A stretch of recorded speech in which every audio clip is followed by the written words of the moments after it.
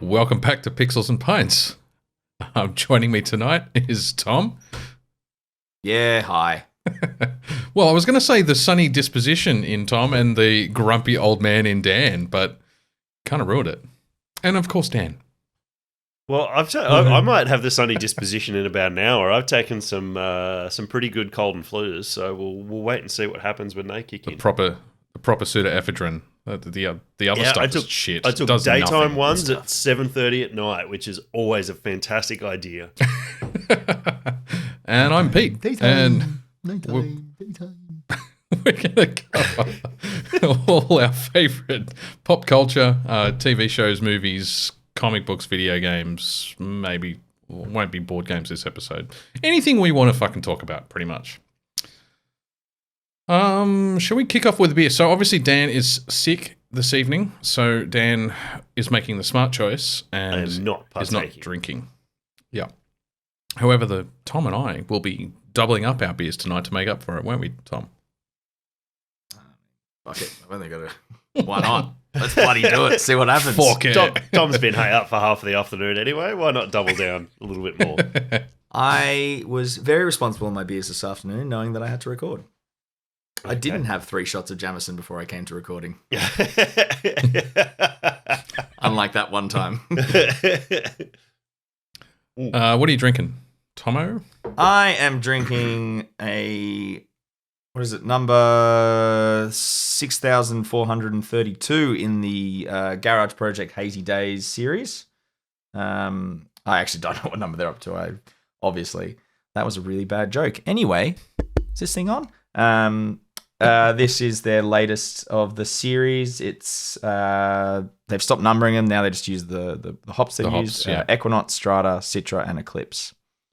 5.8%. That's a very interesting mix that the aren't readily used. Like a couple of them are used on their own with more readily available, more commonly known hops. But you don't see those more unique ones, and I haven't used any of them. So it was Equinox, Strata. Equinox, Strata, Citra. You've used Citra. Sorry, I didn't hear Citra. Liar. Yeah, definitely a liar on that one. And Eclipse was the last one. So there's 4 of the bad boys.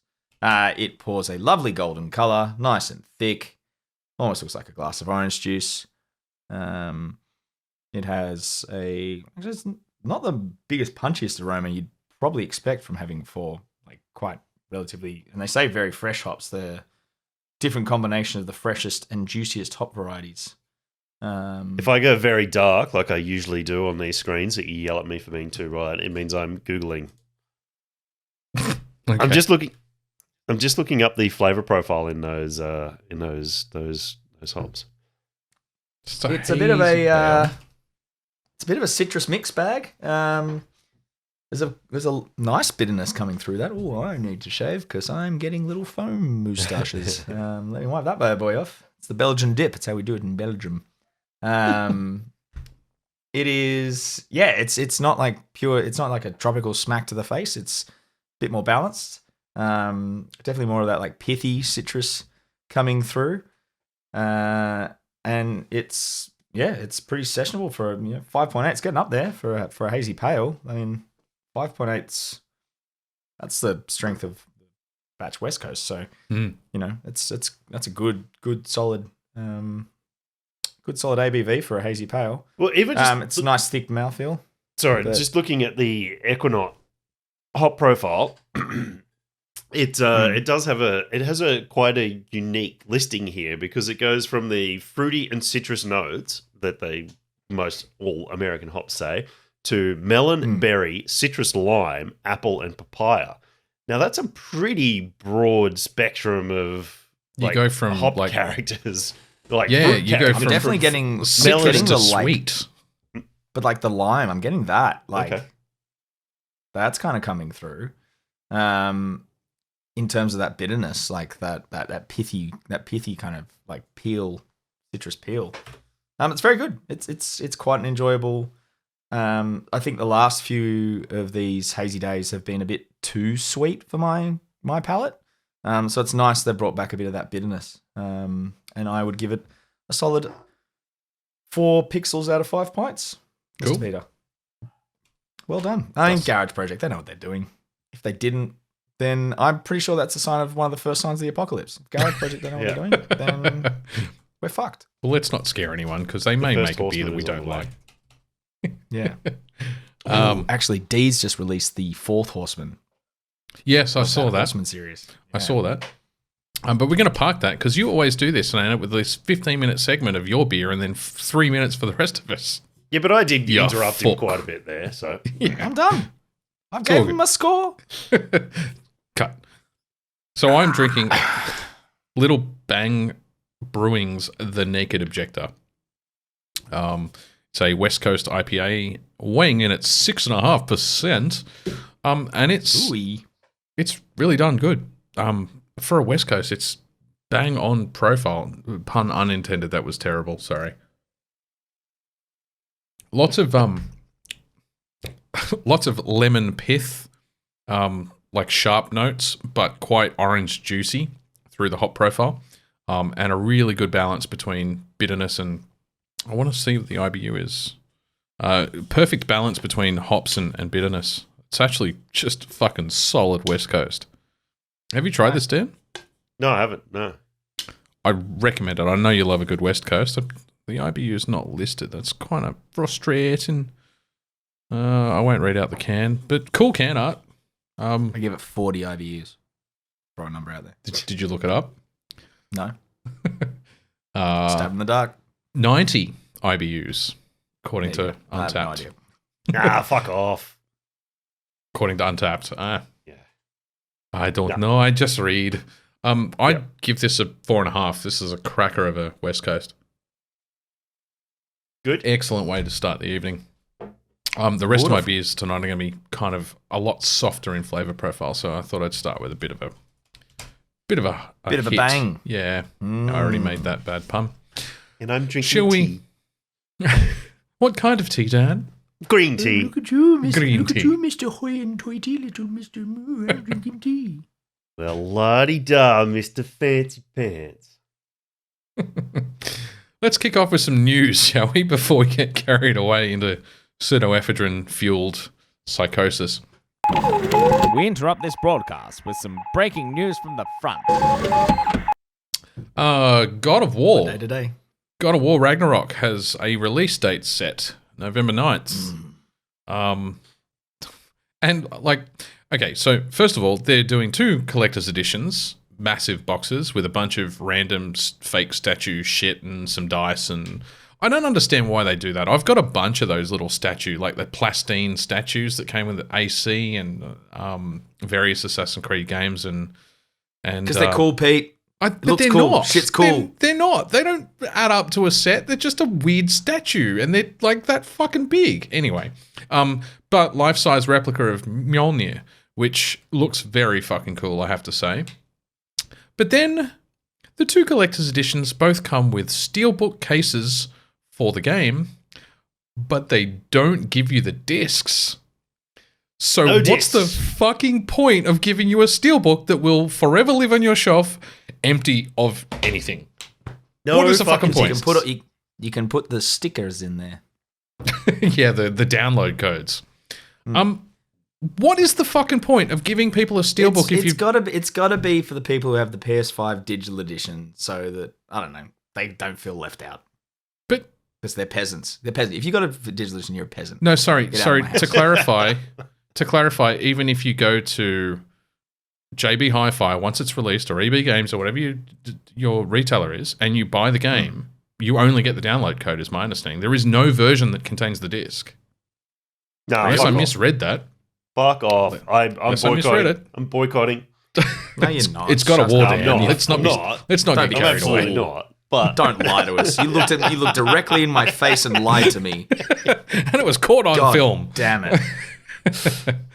it's fucked. Like, no, they can't do that. They cannot do.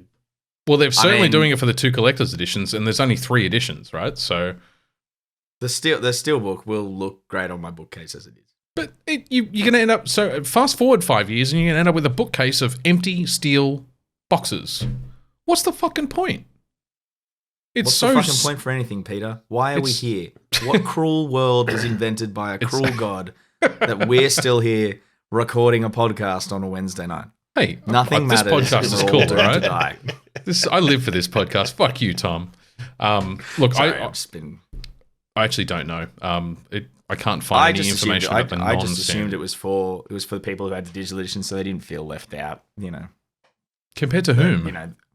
Well, because they're gonna, if they buy the collector's edition, because they want all the shit. Yeah. And then they're gonna be left with a disc that they can't. Why not just ship the fucking disc? Like, what is the why? Okay, so if they do include the disc in the standard edition, why not stick it in the box for the fucking collector's editions? That makes no sense to me at all. So either way, it makes no fucking sense. Here's the other thing, and I didn't put it in the news, but I found it really interesting. The problem with digital downloads is if you read any of the fine print, you don't own the content. So what has actually happened I can't remember the names, there were 2 countries in Europe last month. They're smaller countries. I don't want to misname them, and I don't want to insult them even if I did remember which 2 countries, because I've just called them smaller. Latveria. Yeah, Latveria. Where PlayStation has just said, sorry, as of next month, you will no longer have access to the movies that you bought from us. So we're not... Ubisoft just did this as well. So no, Ubisoft are shutting down their online multiplayer content. And what was it was one of the... was it Liberation? Assassin's Creed Liberation? Mm-hmm. There was an article the other day about how even if people own they're not going to be able to play it. It's getting removed... From the PlayStation Network. It was a PlayStation Network or Steam, one of the 2. I can't remember which one. But yeah, I saw that. It makes sense because Liberation was originally a PlayStation portable game that they then ported. So there will never be any physical media released for the PS4, PS3 versions. So it's easy for them to do it. My point is, as we move to a digital download world, be aware that like at any point they could just decide to fucking rip that shit off your computer or off your PlayStation and not offer it again. And this is content that you've bought. So PlayStation wasn't that an issue with all the Telltale stuff? Is it Telltale? They were doing the episodic content. Yeah, and then like people couldn't access the content even if they paid for it. Yeah, I'm not sure. Yeah, I'm not sure, but it's a bit fucked. No, it's worrying. 100% agree. And this is where we're all going, right? You don't buy the DVDs or the Blu-rays for your the Blu-rays for your or the 4K discs for your movies anymore. You pay Apple and $30 for a fucking digital download, and at any time they could I still buy mine. Turn it off. I went and bought Dune and the Batman. I'm still buying the discs. It's worrying because in 10 years you won't have a choice. You know what digital movie they can take off me? That fucking tragedy of fucking that Matrix fucking resurrection crap. Yeah. They can rip that out of my library any day of the week. That's fine. Take it. Anytime that they want to take that off my fucking Amazon Prime, you own this fucking shit, feel free. Feel free. You know what? I'll pay you again so you can take it off there. Just to remove it from my library. What the fuck is in that tea? Because I want some. It was those cold and flu daytime tablets that you took. Did you like swallow them or did you cut them up and... Suppositories. Yeah. A slow release condom. I shelved them. Straight up the hole. Next bit of news. Andor.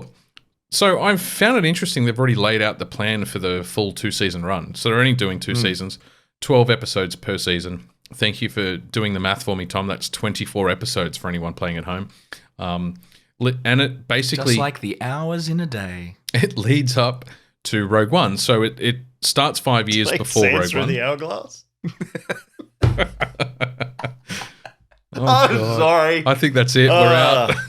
This is a chaos episode. Yes, keep going. We're up to point 2. So it's going to cover 5 years of... We live in a society. It's going to cover 5 years of Cassian's life across the 2 seasons. It's going to cover about 12 months in the first season. And then in season 2, they're basically covering the other 4 years. So every 3 episodes, they're doing 4 3-episode blocks. They fast forward 12 months. And I found that actually really interesting that they've mapped it out that way. It's going to be cool to see how they can maintain continuity while jumping that frequently. Live boffins. It's kind of like me live boffins. It's going to be like a slow-mo fucking I can't think of the word. Carry on. What, boffin? No. Many boffins died to bring us this information. Admiral Akbar, please. You can read the next point, Tom. Contribute something useful this episode, please. I am contributing useful stuff. I was quoting Mon Mothma. I really wanted to go next? into Admiral Akbar, but I couldn't quite tap into what he actually said. It's a trap. That's much later. We'll have to send spaceships down to the moon of Vendor. Of Vendor? General Nadine. I watched that scene this morning. I don't know why, but I YouTubed that scene just to watch it. It's like a drunken episode, but we're not drunk. It actually has one of the best John Williams bits of score. The Alliance Assembly. You look that up. It's one of the best bits of John Williams' score. It is beautifully melodic. It building tension. And you know what they did when they re-uploaded the albums to Spotify? They ripped that track out. I've never been angrier. Anyway, next bit of news. Nacon have announced their new Robocop game. We will talk about this more in Trailer Trash. And then there's a Terminator Survival Project, which is another game being released. But we haven't really gotten any details. It's kind of a pointless point for me to have added to news because it's like we've got no details on one game they've announced and the other game we're parking until Trailer Trash. So nothing to see here. Move along. But I still contributed as Peter requested. Well done, Tom. You get a gold star. You get a scratch and sniff sticker, and it comes from Dan's pseudoephedrine suppository. Fruity. The guys behind that, Nacon, I'm pretty sure they're the ones who did the latest Terminator game, which was Salvation. They did. No, and it got really highly reviewed. So yeah, it apparently got good reviews, and I've never played it. I'm looking forward to talking about the Robocop game later on. Cap 4. Let me look at that Terminator game on Steam, and maybe I will come back next time and have done some fucking research. Dan went completely black then. Sorry. It's all right. Dan's going to start downloading Terminator Salvation on Steam, so if we lose Dan, we know why. No, Terminator Resistance it's called. There we go. Resistance. Salvation was the movie with fucking God Killer Man. Rachel! What's his name? Christian Bale. Oh, I was about to say. Yeah. You should know that. You were screaming Rachel at us in your Batman outfit a week ago. Yes. Was that Rachel that he was screaming out? It was. Where's Rachel? Where are the drugs? What have you done with them? Rachel! I am banned from yelling that in the house. I love the college humor. So I can yell it all I want. The college humor skits for the Batman series are fucking hilarious. Captain America 4 has finally been allocated a director, and it is Julius Onah, who was the filmmaker of Cloverfield Paradox. Now, I think Paradox is the one I haven't seen. That was where they went all full-blown sci-fi, wasn't it? Now, wait a minute. Cloverfield Paradox is meant to be an absolute shit show of a movie because it was meant to be something else. So then they ended up like stitching together a whole bunch of bullshit and just slapping the Cloverfield. Did J.J. Abrams direct it or did he walk away from it? It's one of the two. I know he was involved in the project. It was produced by J.J. Abrams. So, anywho. The only thing I've heard is an absolute fucking shit show. It makes no sense, and why it even has Cloverfield on it is baffling. So is this the right time for me to ask what's the fucking point of Phase 4 of the MCU? Because I'm looking at everything they've released for Phase 4 so far, including the TV series, and I'm yet to see a plot emerging from the arc. We've got a multiverse. Who's the king of the multiverse? Fucking Kang. Yeah, and where is Kang? Because we haven't seen him up. since we've had like 3 movies? Three movies now? 3 or 4 movies, plus 4 TV series, and we haven't seen Kang since the end of Loki. Where the fuck is he? Like, are we going to get to a point anytime soon? Because I'm not seeing it other than, we got a multiverse so we can kill off main characters and we can fuck them up, just like we did in all the other times that we did it before Phase 4, like the What If series, or, we've had this going for a while and we still don't really have a plot. Sorry, just random rants, I know, but... like the only plot I've really seen come out so far is Miss Marvel's going to lead into Young Avengers, which I actually think will be really fucking cool because the woman playing Kamala is fucking great. Like, I'm thoroughly enjoying Miss Marvel. I'm very behind on Miss Marvel. I need to catch up, actually. Well, I have seen as soon as you Thor, do, Love and because Thunder, and that was very good, very enjoyable. Yeah, critics are smashing that at the moment. I haven't seen it yet. Yeah, critics are fucking dumb. They don't know a good movie if it came up and bit him on the gabagagoo, eh? We'll see what happens. We'll see what Rotten Tomatoes has to say, because they've already certified one of the Phase 4 that's a trustworthy source. Well, they've certified one MCU Phase 4 movie as rotten, and I've got to say it was pretty rotten. But anyway, we'll move along. Vincent D'Onofrio and Charlie Cox are now confirmed, which I think we all fucking knew. Are confirmed to come back. You can't have an Echo series without Daredevil and Kingpin. Yeah, but they could have fucked it by recasting it. I'm really glad that they picked those two actors because they were perfect for the roles first time around. And it's cool to see them dragging out of the Netflix stuff that they've now reclaimed. They've ripped it off Netflix and put it on Disney Plus, and renamed Jessica Jones. They renamed the series, which what did they rename it? Something Jones Jessica. No, it was something. It was. I can't remember the word. It was something : Jessica Jones or something like that. I think it was PI something. I don't know. The fact that they renamed it at all has fans kind of guessing as to, maybe they're going to do something new with it. Who knows? Who cares? Moving on. New Lord of the Rings of Rings of Power. 60 I seconds. like this view, Peter. Just like, yep. I'm going to drop shit and run away. Anyway, fuck off. Next thing. It was kind of my bomb, wasn't it? This is a lead-in point, but you're not allowed to discuss it because I'm talking about the next thing. Anyway, 60-second trailer for Amazon's Lord of the Rings, Rings of Power. But only if you're an Amazon Prime subscriber. Yes, it was enjoyable. Everyone else got like a 10-second teaser trailer to the 60-second teaser trailer, which I thought was fucking pointless. If you're going to release a trailer, release the trailer. Release the Kraken. Yo, dog, we heard you like trailers, so we put a trailer in your trailer so you can trailer while you trailer. You wanted to talk about Ubisoft. Skulls and Bones? But we can also do this in Trailer Trash. But Skull and Bones was a pirate-based game, like a multiplayer pirate game that was announced like 18,000 years ago. I'm pretty sure before the birth of Christ, it was announced. I'm pretty sure Dan, Chris, and I talked about it in the E3 episode we did 5 fucking years ago. They finally brought it out of development hell and released a trailer for it, and still doesn't mean it's out of developer hell, really. No, but it's at least being worked on. I don't know. That might be out of developer hell. Maybe that's developer purgatory. I don't know. Ubisoft will have changed hands 3 times before they release it at this rate. Yeah, but it looks fun. Like it's definitely meant to be and it's meant to be a competitor to Sea of Thieves, which is that Xbox exclusive. I think they lost the race. It's very, very good. This is exactly where I have the complaint about it. And I was just about to say, are we going to talk about this now or are we going to talk about this later? But fuck it, we're going to talk about it now. All right. This looks like that you're a single shipmate on a ship of AI crew. Mm-hmm. Not where Sea of Thieves has no AI crew, and you are a group of people. The amount of people determines the size boat you get. If you're one person, you get a little dinky one person thing, a 1 or 2 person ship that you can control. You get the raft yourself. from Castaway with Nelson.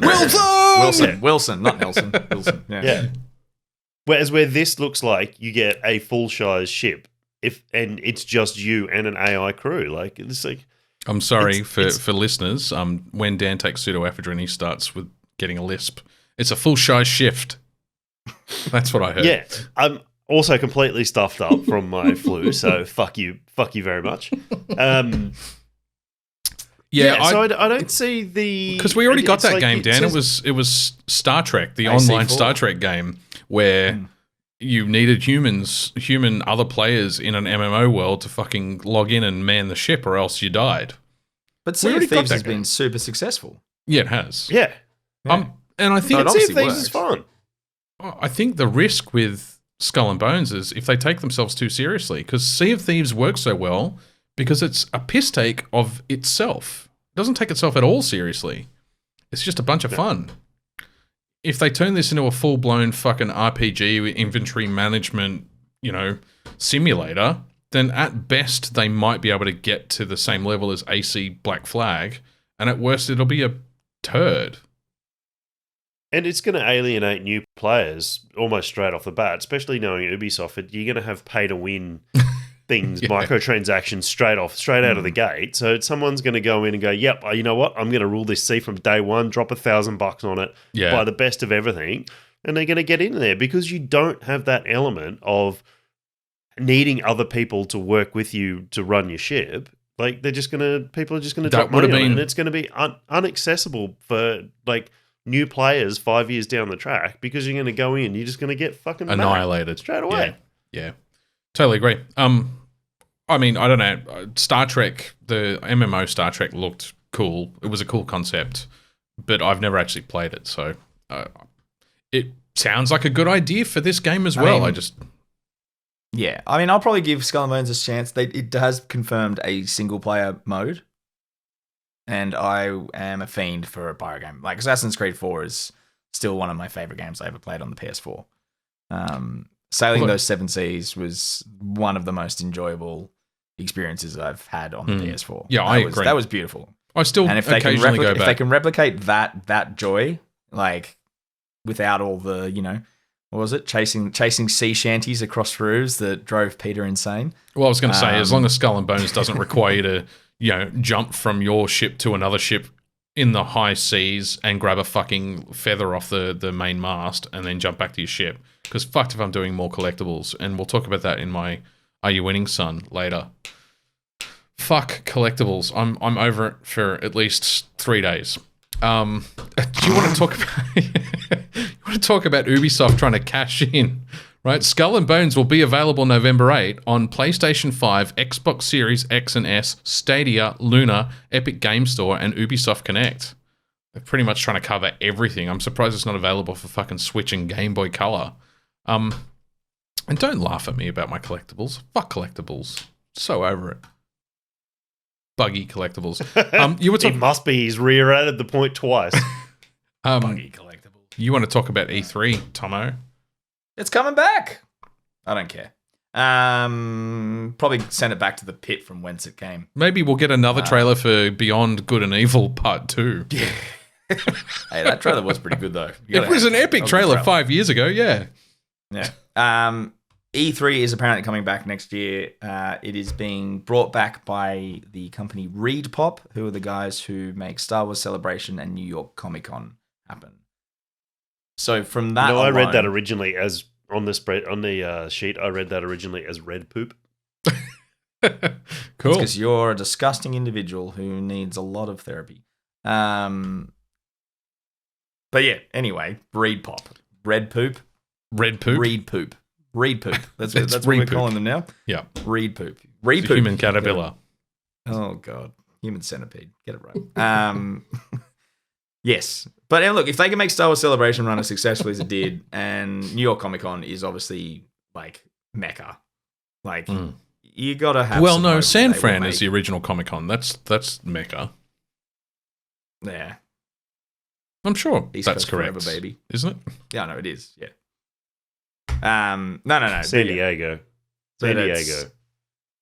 Well, but the point is that they obviously know how to run a good convention. So it's a good company to have behind bringing back E3. E3 was always fun. It was a fun little week.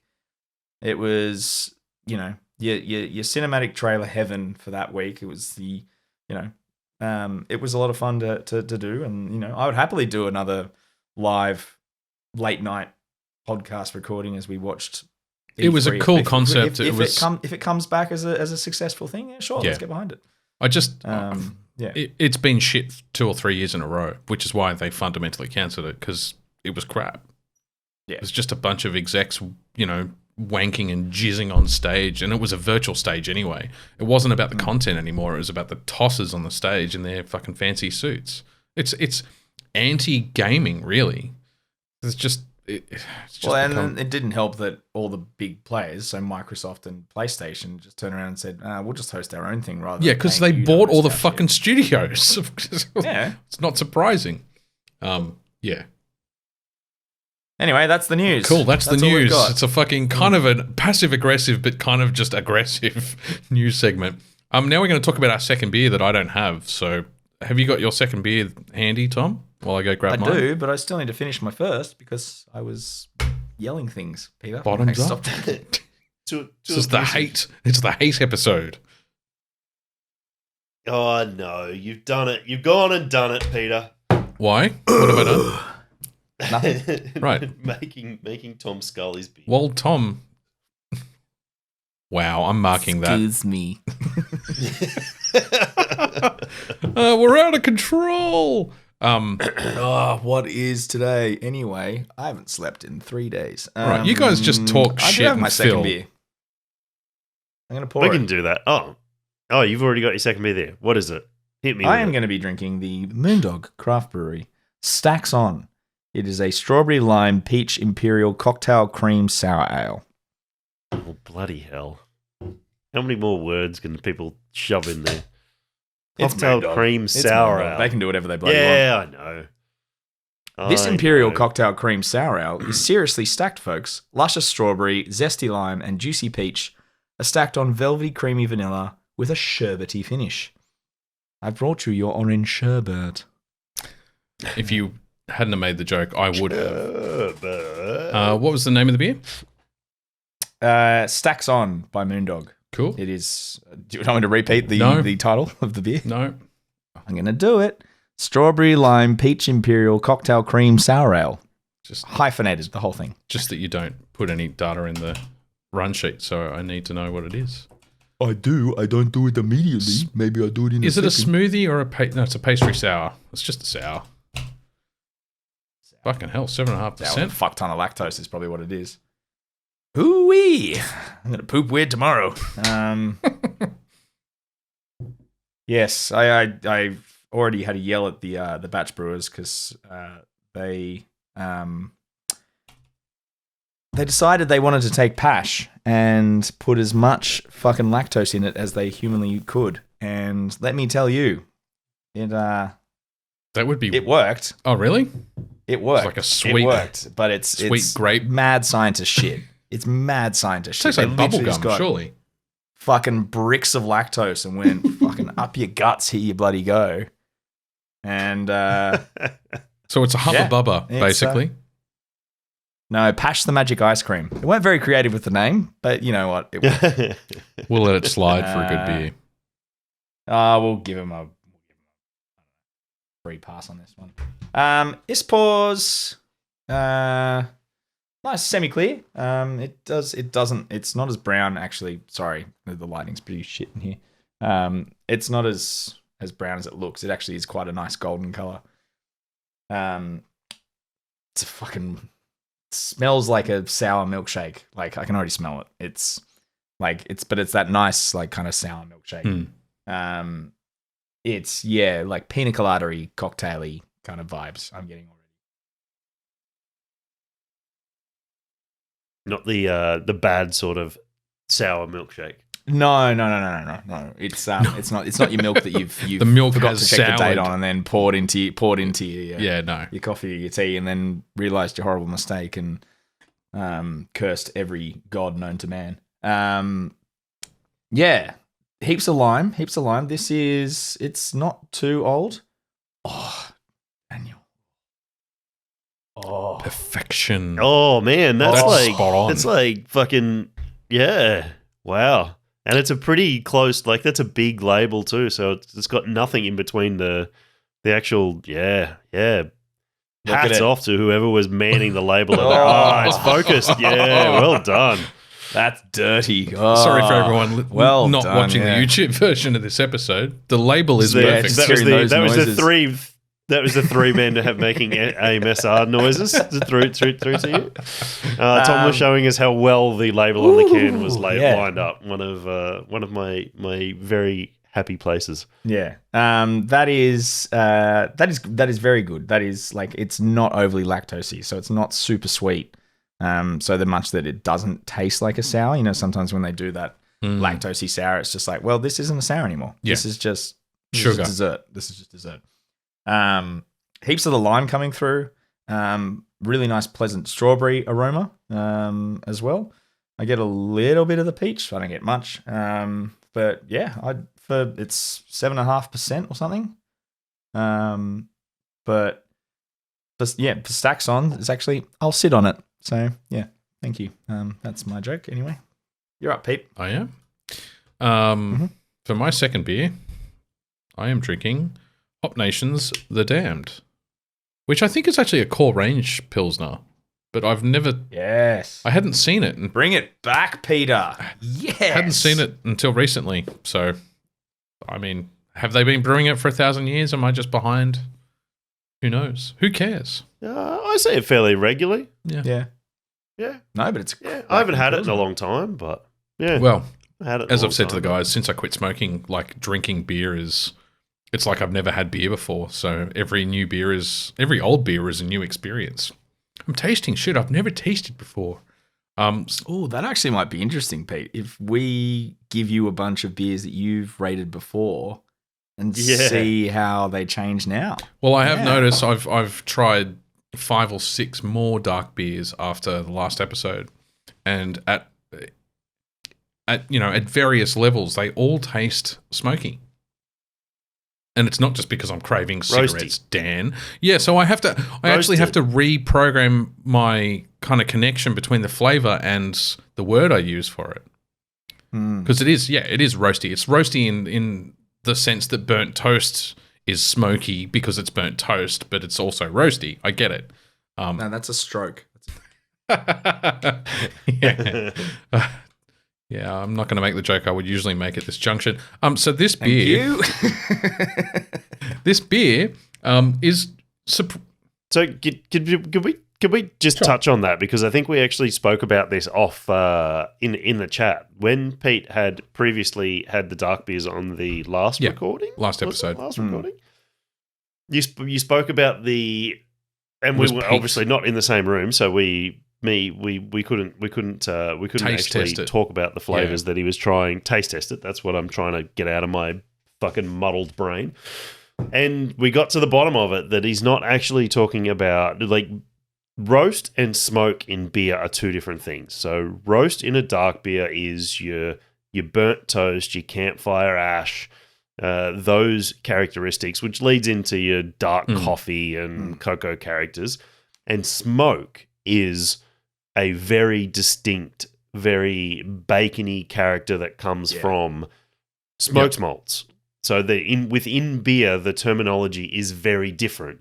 When you talk about smoke, you're talking about bacony characters, wood-fire bacon characters, wood-fire bacon. Yeah, wood-fired bacon, stuff that's coming from actually smoking the malt in the malt house. And roast characters are those dark, burnt characters. Yeah. And a smoke and roast are two different things. So I think last episode was 3 weeks ago? I think 3.5 weeks ago. I'd only just quit smoking by that stage, so I was kind of caught by surprise. You were like day 3. Yeah. But I will say that I will say that I still maintain that first beer I tried, and I can't remember what it was called. So I had 2 dark... Crumalicious. I was going out of my way not to name them and shame them a second time. I'm going to name and shame because I still maintain Dayton. that it wasn't like campfire ash. It was like licking a fucking ashtray. There was so much smoke flavor or roast notes that it It's not smoke flavor. I corrected myself. We've been through this. I literally just went through myself, it. Motherfucker. It was like licking an ashtray. It overpowered everything else in the beer. There was no coffee. There was no chocolate. There was certainly no fucking honeycomb because everything was just. That's what black malt. It was just like licking an ashtray. There's one malt that very very few people use, which is black malt, which is a fucking awesome malt. And not enough people use it because they go more towards the roasted barleys and the carafas and things like that, which give those coffee and chocolate characters, as where black malt is just ash.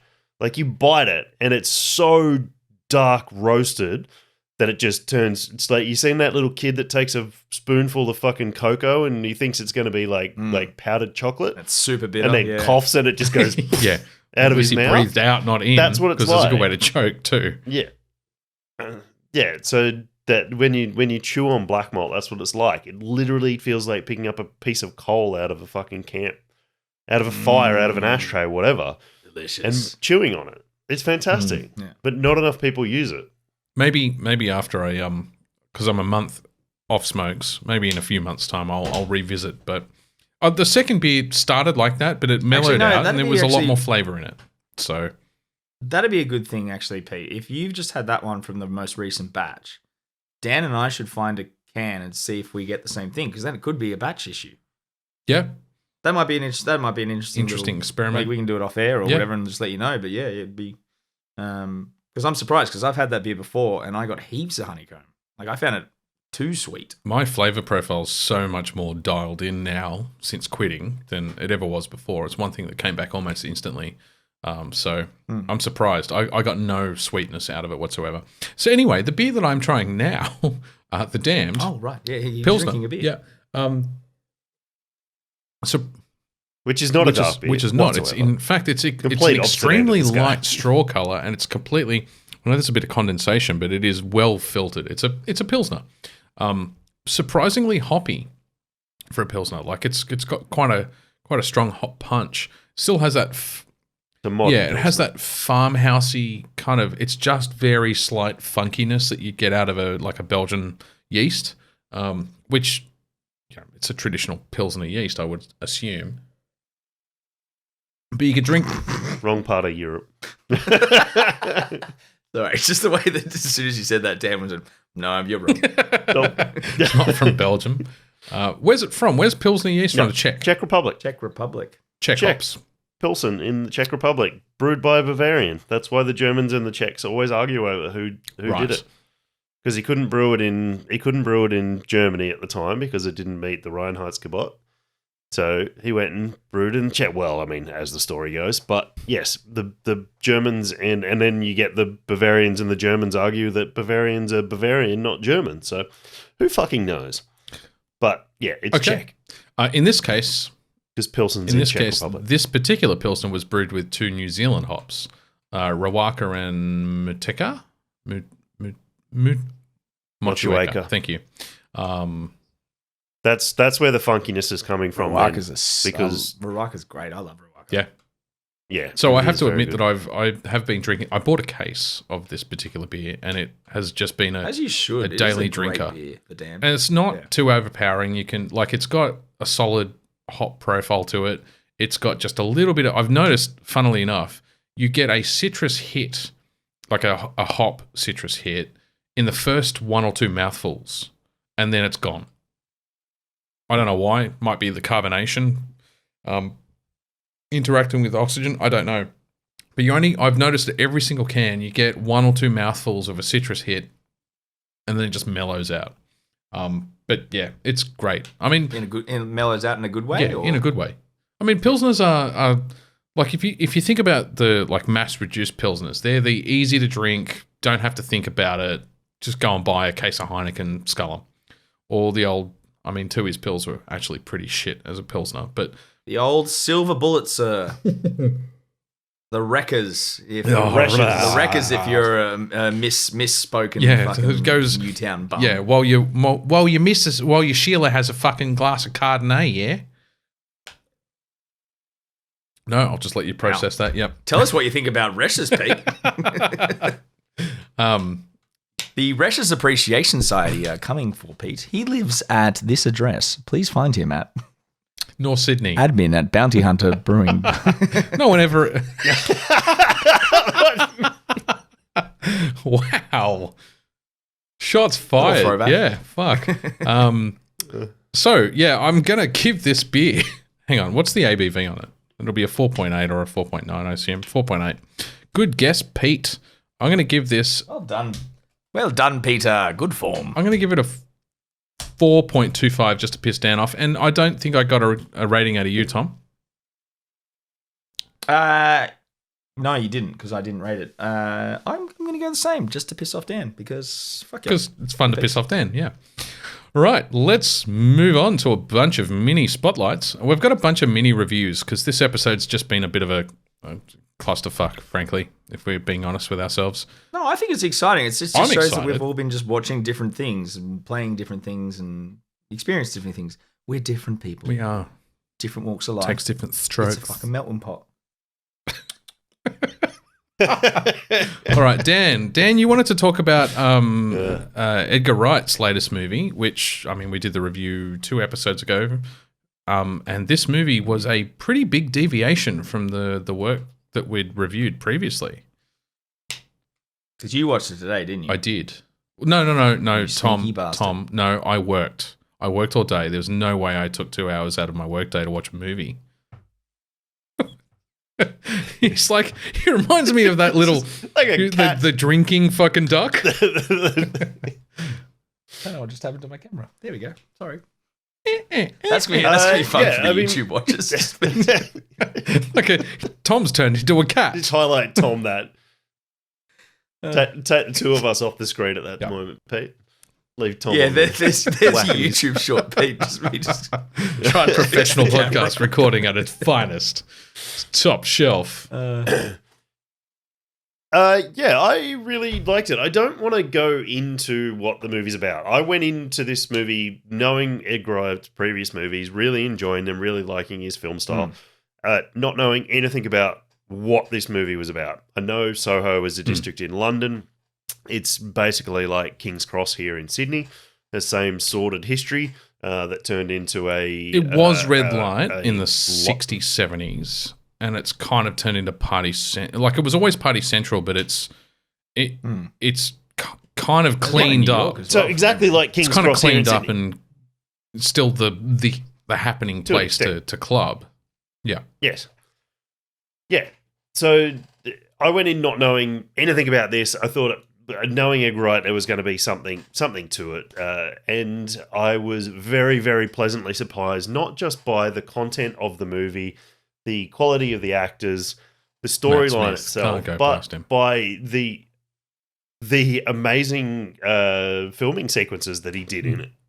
I really love there's one major sequence in about quarter of the way into the movie, and it has 3 people in the scene where only 2 of them are interacting within the major point of the scene at one time. And that was all filmed practically and all filmed with... I know you're trying to avoid any kind of spoilers, but I think you're just going to confuse listeners if you don't... I think you can avoid spoilers and still talk about what you're talking about. So... I can take my headphones off and just... No, but it doesn't spoil any aspect of the movie. It's and I'm going to fuck it for you anyway, Dan. So... there's 2 female leads. Just going to wait. I can still hear. Just taking a pause. I don't know why I just tried to talk into them either. So Tom tried to talk into his headphones. So there's the one of the female leads is looking into a mirror and seeing a different female in her reflection interacting with another actor. And then it cuts to both female leads interacting with the same male actor. And that's the end of the scene. That's like you've got a whole dance sequence before that where you've got 3 that was seamlessly but cut. Only two of them interact at one time, and the female continuously interchanges with, and this is why we don't want to go into any more spoilers of where they get into the situation, but is that the 2 females interact with the same male dance partner as the dance goes on, and it's all done within camera. It is fucking brilliant. It's very clever. There's no edits. It's just very clever camera work and some bang on timing from the. When you from say the it's just, hang on. When you say there's no edits, they obviously filmed the guy dancing with both girls independently doing the same dance and just cut between the footage. No, bullshit. I don't think they did. No I fucking way. They did. There's one sequence in that. You go back. I did because I knew exactly where you'd be going. It'd be the mirrors, and I've got to say there are sections where she's looking at the reflection of the other actress as herself, interacting with this guy, and the positioning and angle of the mirrors is perfect to minimize how much of the guy is in the shot, so they can minimize how much they need of the back of the guy's head. It's like very fucking well done. There are times when the mirror interacts with itself, like the two characters interact with themselves, and they are perfectly timed and synchronized. But that dance scene, there's a point where he swings the girl in a continuous shot, and as the girl sweeps past the screen, it changes to the other girl, sweeps past him, and switches to the other girl. Unless he threw the first chick away, there's no fucking way that was one practical shot. Okay, you're going to take the Pepsi challenge. You move on to the yeah, okay. I am. Well, I've got to say, as an overall movie, without any kind of spoilers whatsoever, as a psychological thriller, it is completely unique, completely original. Haven't seen anything like that in a damn long time. It's fucking dark, and both the themes and the overall situation is very dark, very fucked up in a really cool way.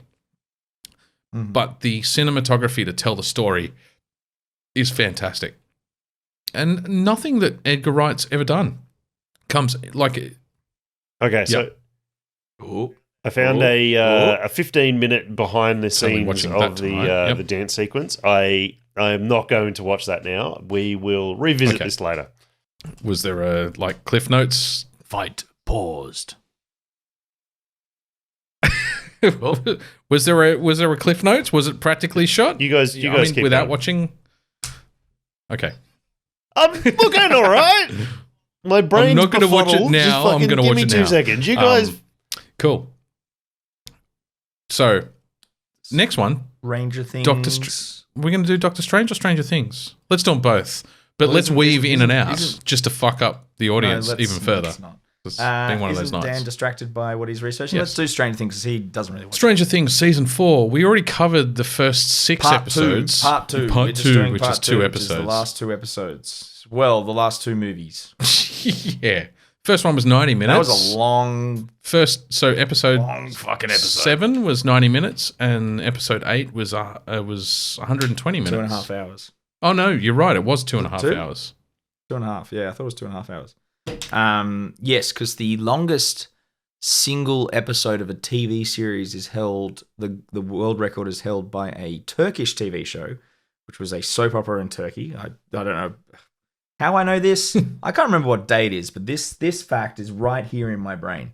Living rent free. And it was 20 minutes longer than the final of Stranger Things. I know the final episodes of Game of Thrones got up there as well. I think they were 90 to 120 minutes per ep.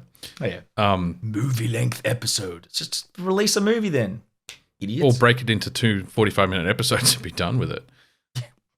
Yeah, you probably could have had a 12 episode series if you just... But you don't have to waste time with the kind of the intro and the outro and cutting it and... That's true. Last episode on Game of Thrones and now the chilling conclusion. Yeah. So Stranger Things. Stranger Things. Season 4. That's my imitation of the theme song for everyone playing at home that has to listen to that, and I apologize. Really bad. I'm not going to do it. No, please don't. Thought about it. Please don't. Because it's slower. It was all about the cadence was wrong. Or the tempo, rather. It was pretty good. Who are you, my mother? The music teacher? Jesus. It was pretty good. The end of season 4. We got an epic Master of Puppets fucking guitar playing sequence, which was truly epic.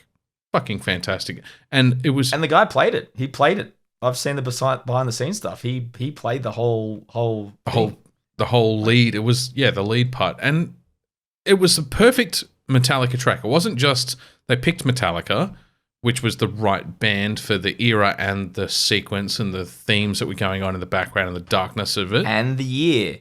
Master of Puppets was released 3 weeks before that scene is set, which is an incredible time to learn that whole fucking song. Yeah. So that was the first thing I looked up. I was like, when was Master of Puppets released? And it was 1986. And then I looked up when it was meant to be set, and it's a 3-week gap. Yeah, wow. Yeah. It was the perfect track to play from that album as well. Yeah. And it's led to random controversy around Metallica being introduced to a whole new era or a whole new generation of kids watching the show, and then suddenly becoming fans of Metallica. And apparently a bunch of old fucktards that are around our age, like Dan and my age, in their like late 30s, early 40s, are saying, "Oh, don't worry about these kids. They, don't know anything about Metallica. They're just fucking fly-by-nighters and they'll be gone tomorrow."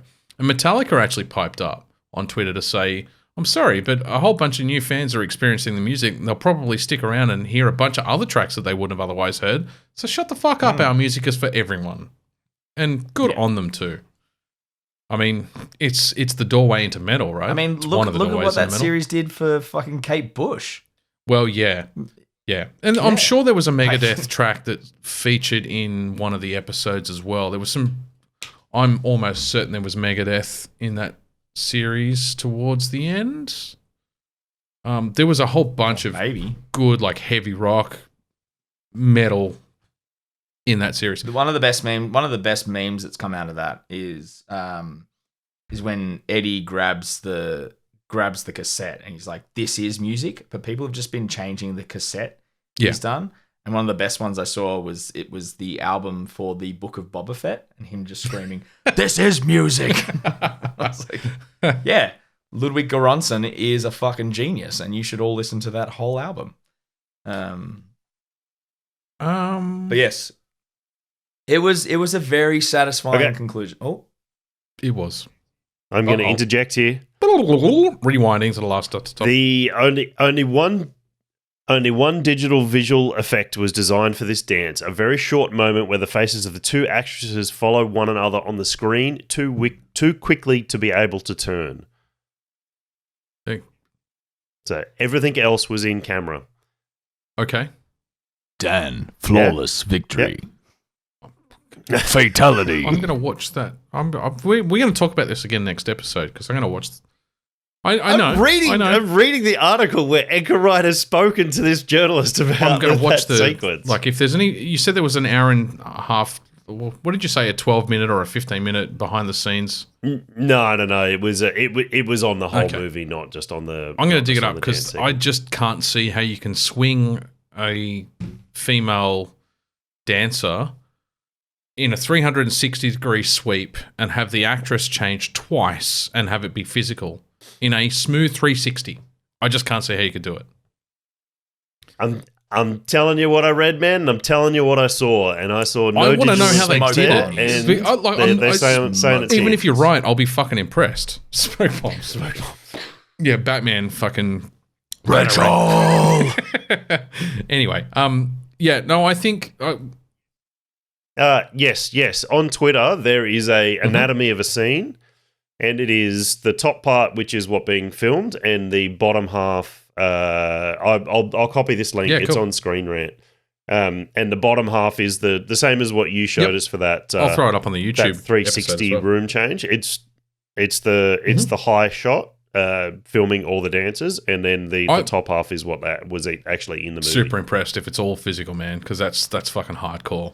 That just shows dedication to the art of cinematography, because it would have been so damn simple to film the same dance sequence with the same male lead and two female followers, or I don't know what you call the female partner when the male leads the dance. Anyway, and just cut it together. Would have been a piece of piss. Something I could do in fucking 5 minutes.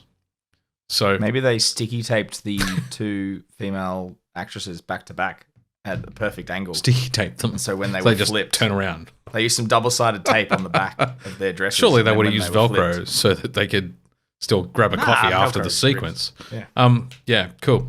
Stranger Things season 4 you're right. It was a fantastic conclusion to, I reckon, the strongest season of Stranger Things since the first. Yeah, no, I'd agree.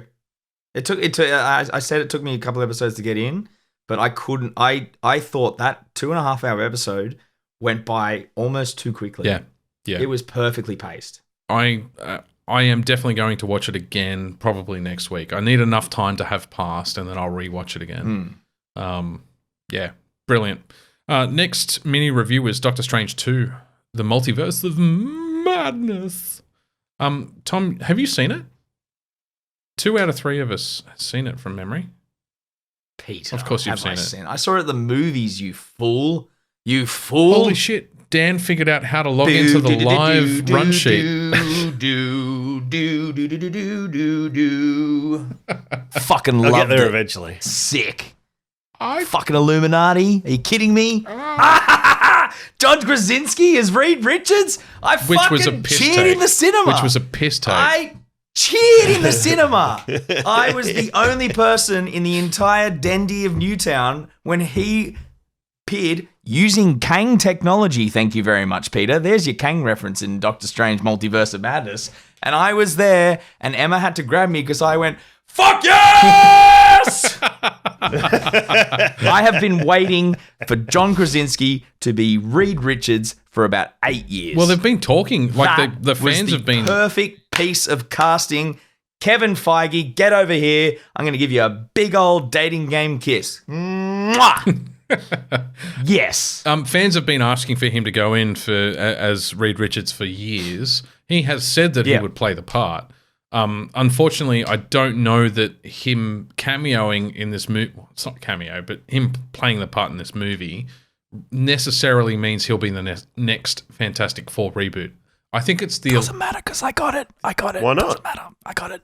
But why not? Everybody else in that scene was, other than fucking Blackabar, the Teletubby, the black Teletubby, the fucking Black Bolt with the fucking cock on his Black head. Bolt. the Black Teletubby. Black Bolt was the same guy who played it in the Netflix series. Well, there you go. Everybody that was in that scene has played the other characters in the Marvel 90s Universe. X-Men theme when fucking Professor X came in. He did. Oh! So why wouldn't Jim Krasinski be? I don't think he's going to. There's been a lot of talk about it, and I'm pretty sure One of Feige's the already best weighed in videos- on the Everybody topic. else. Listen, Everybody let's- else. One of the best I'm gonna videos sound that like my an sister has sent me is when it's John Krasinski being a dick to Doctor Strange, being like, John Krasinski. because he's Jim in The Office, and it's him being a dick to, like, he's like, the biggest threat to our universe is Doctor Strange, and then it cuts and someone has superimposed some imagery from the US Office, and it's James Spader who played Ultron, and the line he says, "Why is Jim treating the wizard poorly?" Which is a direct it just works so well. I look, I'm going to sound like an arsehole saying this, but it's also probably relatively true. Robert Patrick as Professor X, it was fucking fantastic to see him come in the Robert Patrick. Jesus, Patrick Stewart. My apologies. Patrick Stewart? Too many fucking crossovers between Star Trek and Terminator. Sir Patrick Stewart. Pete, you know why he's a sir? Because he's a guy. Because he's English. Otherwise he'd be a... Did Robert Patrick just like did he like Liquid metal gel through the wheelchair and just suddenly appear as polymagnetic alloy. Doctor Strange? Robert Patrick. Patrick we go Stewart. with Robert Patrick. I cry. Oh god, this episode's off the hook. No, go. Patrick Stewart in the original bright yellow fucking chair from the 90s X-Men. He doesn't have that many more movies left in the guy. I mean, he's in his late 80s. He's almost 90. He's looking pretty frail. Like, I know this sounds stupid, but I actually feel sad that he looks as old as he does, because you know that it's coming to a point where he's not going to be in any more movies. And he's such a fucking epic actor. Having just gone back and watched... Well, they handballed it off to fucking McAvoy. Well, no, they've already... Who did they cast recently? It's the multiverse, baby. You can do it. Who did they cast recently for Wolverine? It was a strange choice. No, they've Taron Egerton, who was Egerton in Kingsman. Yeah. He's spoken with Marvel about it. Okay. I actually think he'd make a half-decent Wolverine. He's short enough. Old man Logan nice Wolverine. Yeah. Anyway, Doctor Strange 2. I thought it was a complete waste of a movie. That was my... You're a fucking idiot. That was my take on it. It was fun. Was pure Sam Raimi gold. That moment when the zombie Strange turns the camera and does the wink. And the eyes. I was in the eye shots. There's like fucking 14 it was corny as fuck. It was Sam Raimi. It was so good. It was fun and utterly pointless. It just goes to show, other than potentially killing Scarlet Witch, who will, I'm sure they'll come back. Exactly. So you just proved my fucking point. All it did was... No, I didn't. Well, it was a pointless movie. It starts, it finishes, and the rest blew out the multiverse. The rest of the... Bullshit. The blew out the multiverse. You had the multiverse in Loki, you had the multiverse in What If, you had the multiverse in fucking... No, you had time in Loki. Loki, at the end of season 2 starts the fracture of the multiverse. You had the multiverse at the end of fucking Spider-Man. Which is then expanded on in the Multiverse of Madness. It was a last scene. Loki's all about time. I think the whole movie... Oh, I'm sorry. I disagree with Peter. He shakes his head at me. No, that was the head of disagreement. It is not a pointless movie. I think that it was fun. You heathen. You bitter old heathen. I think it was fun, but it ultimately has no weight in Phase 4.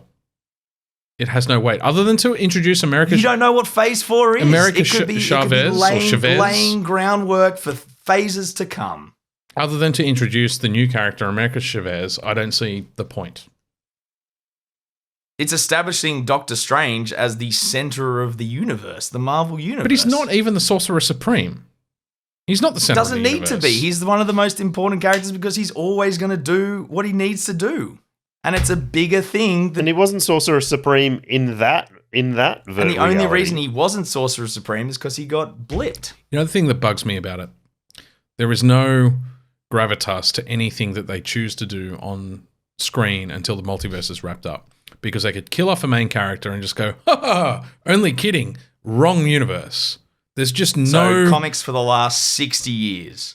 That's what you're complaining about now, that the comic book but we've had 3 phases of movies. In comics for the last 60 years.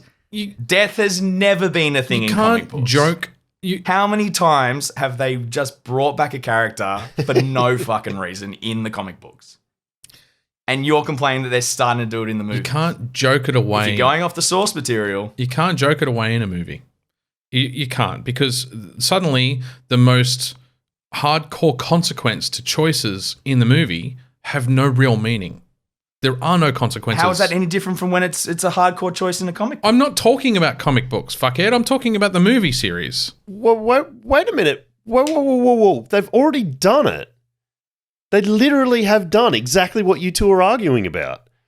They killed Loki in Infinity War and then did an entire TV series with his fucking And my complaint isn't about this movie. Opposite. Well, my complaint is about this movie, but my complaint is broader than that, in that the whole fracture of the multiverse has taken away the gravity of decisions because there are no longer any consequences. And Loki is part of Phase 4.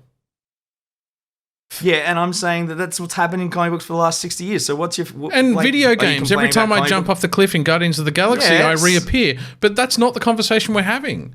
We're talking about a movie you're basing movies on the source material. We're talking about a series of movies. And they're following what happens in the source material, and that's your complaint? Yeah, it is. It is. You're talking about movies that asks watchers to vest interest and to get behind characters emotionally.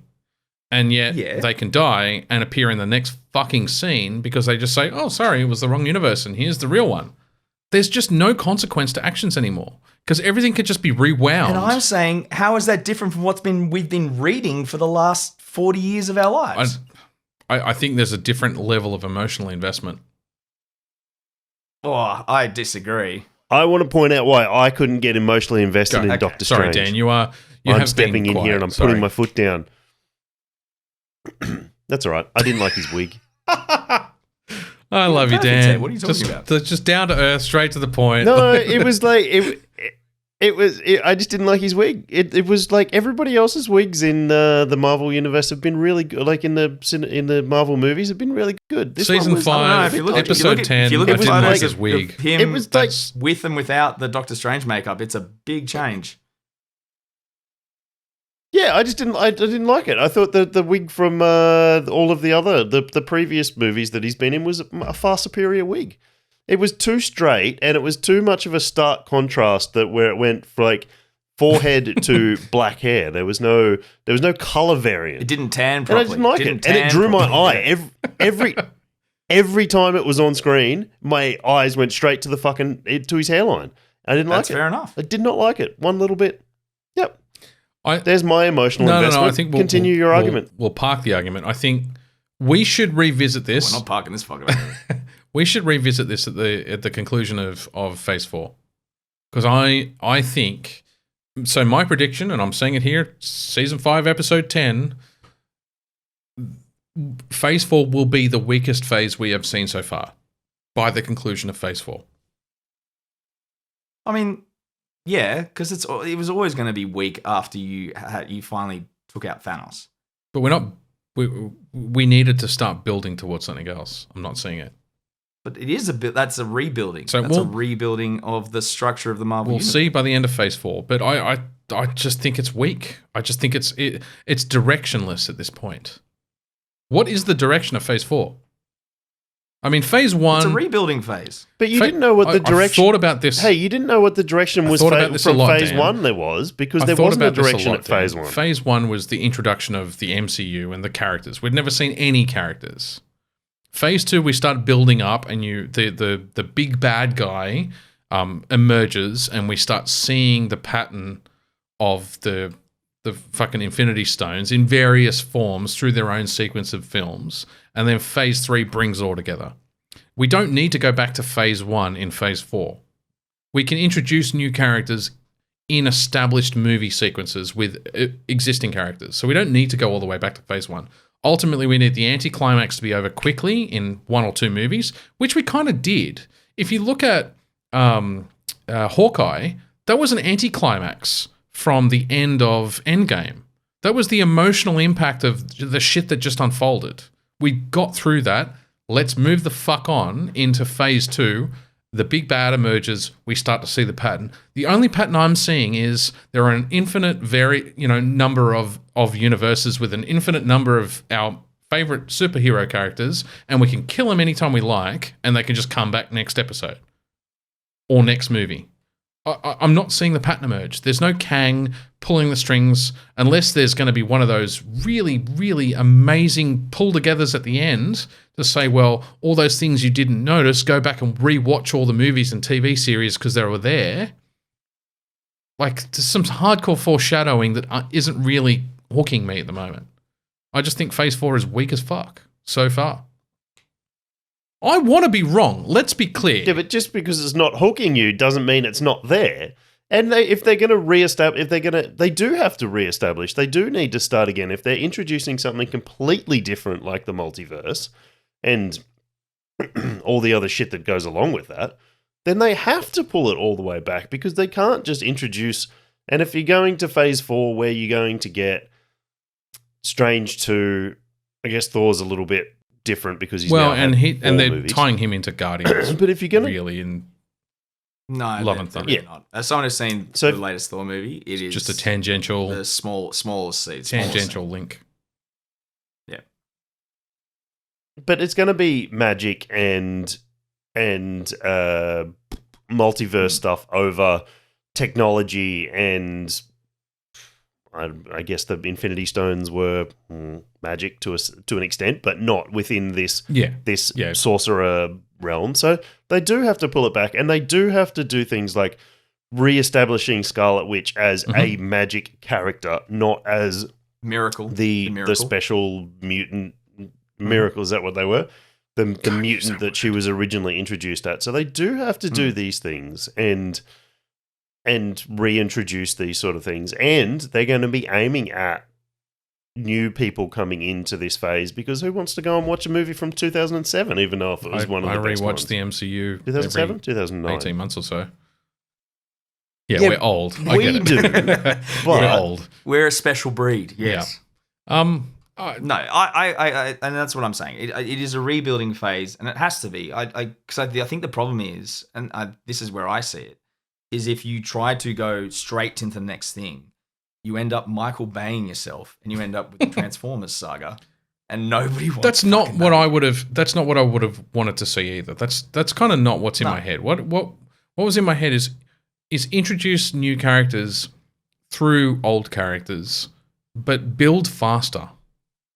To at least give us the kind of the straw man design for the arc. At least let us know. Well, I we're think, halfway through phase 4, right? We've got to be halfway through. We've got Wakanda. I think we're actually getting close to the end. So we've got Wakanda Forever. The Ant-Man movie is probably going to be the last. Quantum Mania. Yeah, and you've got probably going to be the last. You've got Black Panther 2. Don't forget, that's coming up. Yep. You've also got I can't remember the name of it. The female She-Hulk. You've got She-Hulk. That's part of Phase 4. Mm-hmm. I think there's one more TV series coming in this year. Echo. Yes, that'll be part of Phase 4 as well.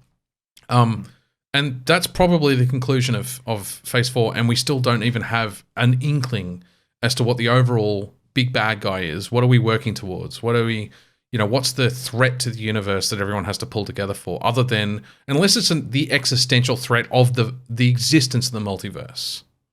And I think they kind of covered that in Stranger Things Doctor Strange 2.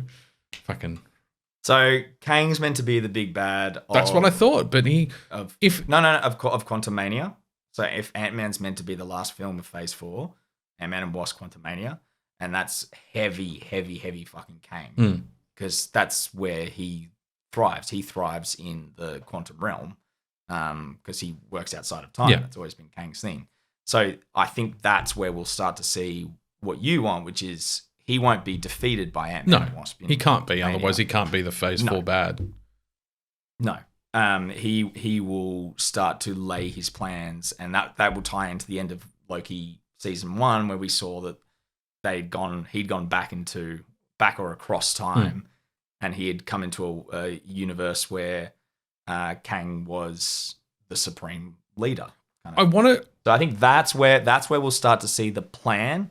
I think the thing they're really trying to do is like kind of reinvent the characters that already exist and push them into new slots, because they are using a lot of characters like pushing Sam Wilson into the Captain America, like Monica, moving Doctor Strange from essentially a side character who worked outside of what was going on in the Marvel Universe into a central part. And then at the same time, they're trying to bring in all those new characters. He's the new Tony Stark. And explode them. Yeah, and that's what he's meant to be, yeah. And that's why he said, like, Tony was the centerpiece of the first 3 phases, and Feige said he wants Doctor Strange to be the centerpiece of the next phase. He's the right person for it, certainly. Yeah, and then it's like pulling those new characters like America Chavez, Miss Marvel, like the Young Avengers, She-Hulk, and moving them into like... Well, She-Hulk's a good... Using existing characters to like shoehorn them? Yeah, let's use shoehorn. Shoehorn them into the existing kind of status quo of the Marvel Universe. I hope you're right. I hope I'm wrong. Because I want there to be, like, I want the MCU arc, the arc for Phase 4 and 5 and potentially 6 to be as strong as 1, 2, and 3. But all I'm saying is, at the moment, what I'm seeing is a bunch of, I don't want to say cash-ins. It's the wrong way to look at it. That's far too cynical. But just a bunch of independent sequences of shows and movies kind of doing their own thing for the sake of doing their own thing. I'm not seeing it tied together yet. And I would have expected towards the end of Phase 4 to start seeing those threads pull together.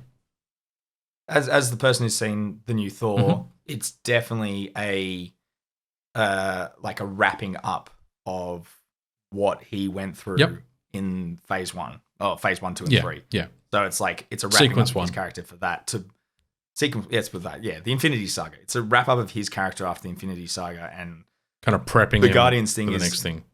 Guardians thing is a Guardians 3 is next year, yeah. Well, yeah. Pretty sure it's meant to 23, maybe 24. Anyway, well, he finished Peacemaker, and then he went straight onto that, didn't he, James Gunn? Yeah. So it is, but it's definitely still a pushing of the way Thor acts as a character in that universe. Hopefully, pushing him, and it's tying up that bow, and moving him so he can move into the newer phase. But it is like, it still feels what you were talking about. It's that flow on effect from. I'm just not feeling the momentum that we had at the end of season 3. I'm sorry, phase 3. I just think they need to pick up the fucking pace real soon. Yeah, but I'm with Dan on that. That I need that reset. Like, you can't just keep. I think if you keep building and building. No. That's not what I'm saying. You can't just keep moving the boundary. What were you going to say, Dan? Sorry. I just want to make one more point about Doctor Strange. We didn't even really talk about the movie, but yeah. Like, while you keep talking about phases and things like that, that's why I'm bringing it back to the movie. I went into it not really knowing anything about what the plot line was going to be. I didn't watch any of the trailers, anything like that. So I did actually go in wondering who the big bad of the movie was going to be, and was very pleasantly surprised. Once again, this is how well the brain's working. When the Scarlet Witch was the big bad of the movie, and they didn't just introduce, and she was a somebody credible threat too. She's always been a credible threat. She she'd rejigged the been- entire Marvel. I know, universe. I get She it, said but- no more mutants back in the comics. But they could have underplayed that. They could have, like Dan suggested, they could have brought some random in. And yeah, I still thought there was they going could to be have, Nightmare. and I still I'm thought glad they Nightmare was didn't, gonna be because bad, which worked. That it I don't know who that is. read so. your comic books. And get emotionally invested in them. So no, that was why I thought it was good. She had emotional connections to the characters that were there. It linked into the TV series, the WandaVision, and so I thought it was a very good and clever choice on their behalf to not just waste someone. I don't know who Nightmare is, but potentially the big defeated, bad of that sort always has to die and not But they reappear. can at now. the end. It's the one movie. But villain. I thought this was Yeah. I thought this was a better. It was a good choice end cap to bring her someone TV series, who- really, too. As at a lot of, yeah, but a lot of people would have already had a connection to that character through everything that she's been through, all the movies she's been in, and I just thought it was very clever to use that emotional tie to not make her a bad person, but give her a legitimate, not really legitimate, because they No, weren't but- really but- legitimate no, in so- the first place. This is- But to This give is one thing I will. they were to her. This is one credit I will give to that movie. Is it was very clear. It was painfully clear that the bad guy felt that they were the good guy, and it did make it morally ambiguous enough that it was believable as a bad guy. Wasn't just the insanely evil person just going out of their way to fuck everyone. Because we've kind of gone past that in cinema these days. You've got to make the bad guy seem credible enough. The bad guy just can't have his evil lair for no reason. Yeah. Otherwise, it's a cartoon. It's not believable as a movie. So we should move on. I think some very. No, I'm sorry. Hang on. Keep rapping. We're going back to the movie now. We've had our Need to pee. big tiff. Okay, you go pee. I'm just going to talk about some things that really stood out in the movie for me. You probably already know half these things anyway. So Gargantuan, the villain at the big eye starfish demon thing at the start. Yep. Yep. Got to see Wong fucking go ham, which was sick. Yeah, That was awesome. Also, if anyone didn't know, the eye that is the center of Gargantuan is actually based on Scarlet Witch's eye to foreshadow her being the big bad of the entire movie. So they used to use the model of her eye to do that. Obviously, all the Illuminati stuff, seeing a universe where Tony's Ultron program actually worked, which is the universe we got in 838, I think it was the number.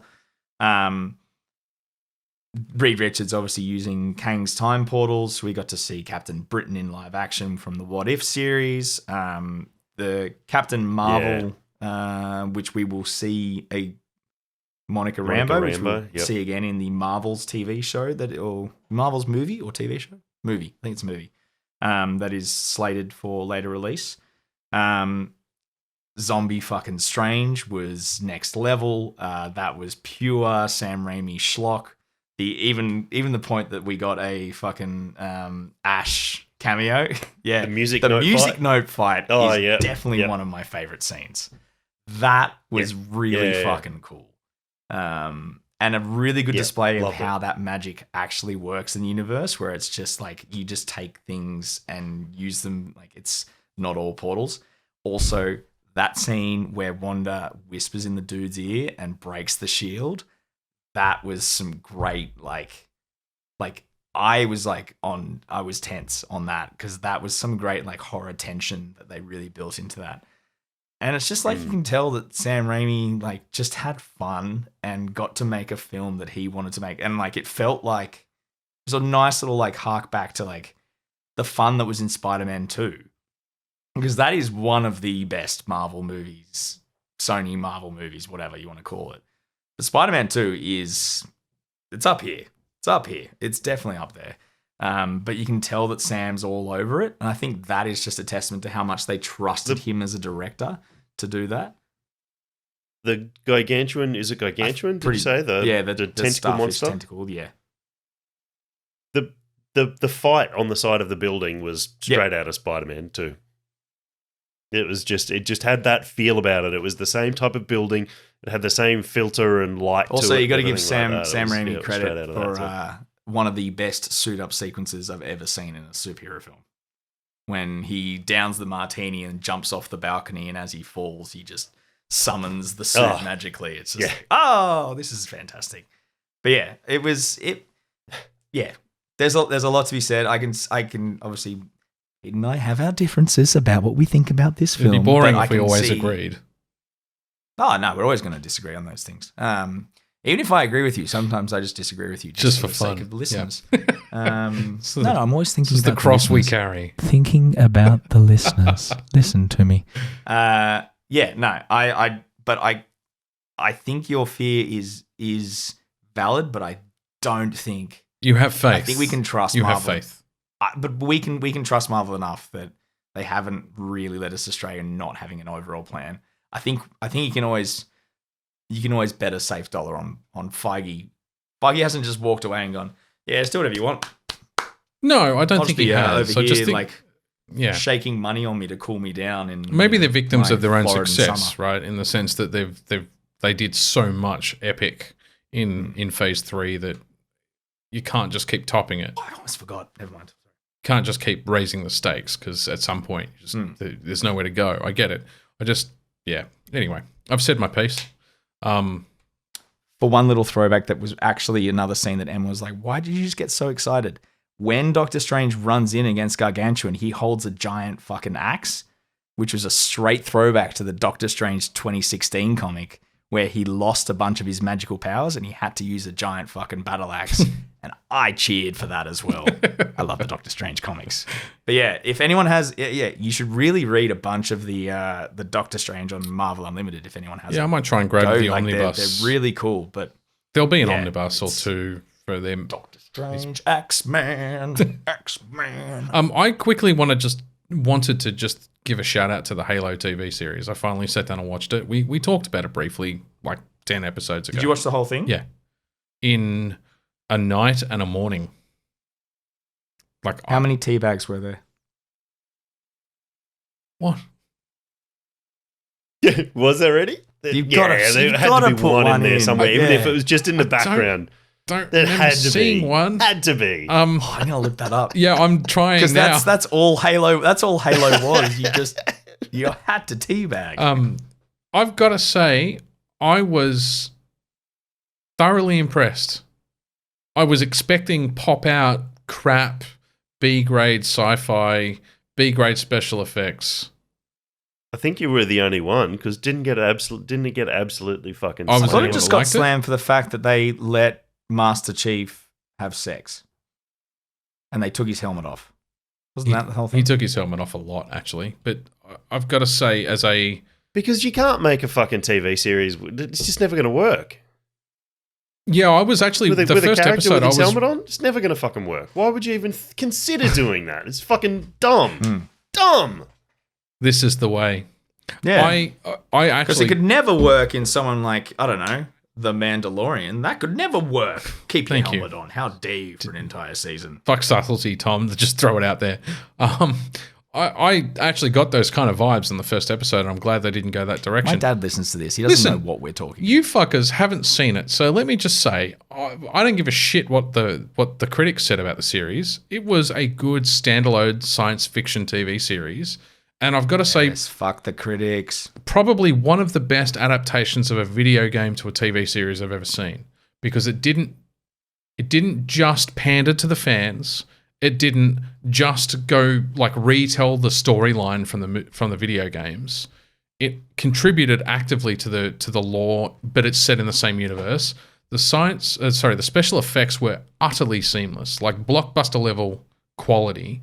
Outside of the first couple of episodes, it kind of had a rocky start for the first one or two, and then after that, it was nigh on perfect, and it was interesting and exciting, and the characters, the actors that play the characters were convincing. You were emotionally invested by the end of the series. I was thoroughly impressed for what I thought was going to be shit. I'll fucking watch season 2, no problem. How many episodes is the season? 8 from memory. Like 40 minutes? Yeah, 45 minutes. I think it was 8. But worth a watch if you have an opportunity. I've played the Halo trilogy, and it's a great story. Like it's a fun story. So I think the one thing that they don't bring in from the Halo trilogy is the Flood.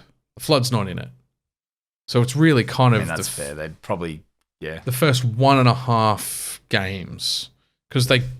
Yeah, I don't want to. Actually, I'm fucking glad I kept my mouth shut then. But well worth watching.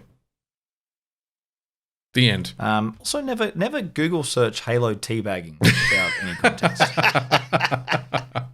Yeah. I've just learnt that mistake. Google images? No. No. Trying to see. Apparently, there isn't any teabagging in the Halo TV series. That's what my research has shown me. Season 1 has 9 episodes.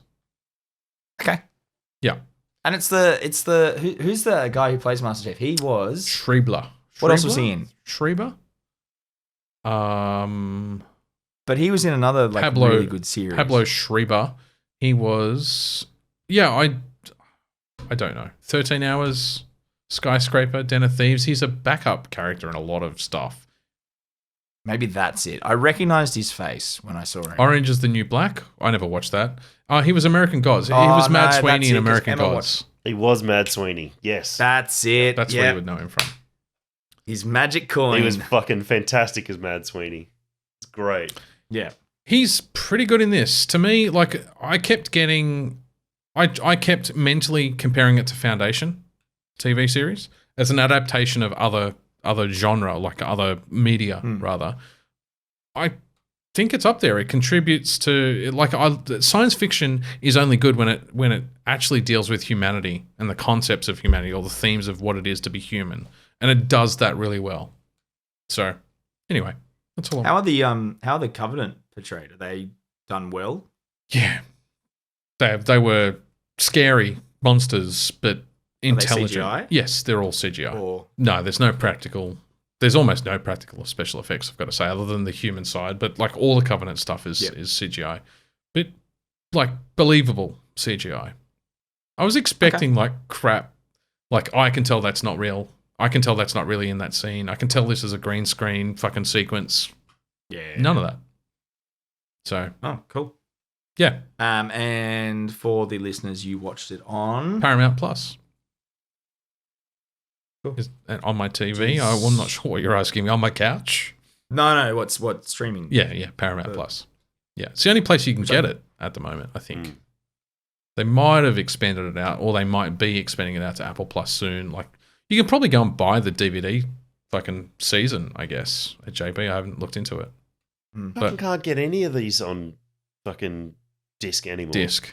Yeah. I want a fucking Mandalorian Netflix box still set, released but you their can't stuff. get it. Yeah. But like I got 3 months of Paramount Plus for $1 a month, and then it goes to like $1,000 a month or whatever the normal fee is. So I'm eating everything on Paramount After Plus that, I'll ever they take watch. your firstborn. Yeah. It's a kidney a They month. rip it straight out of your scrotum. How's that for a teabagging? Anyway, that's Paramount Plus. And on that note, I think we should Customer take satisfaction. Yep. Break time. Hey,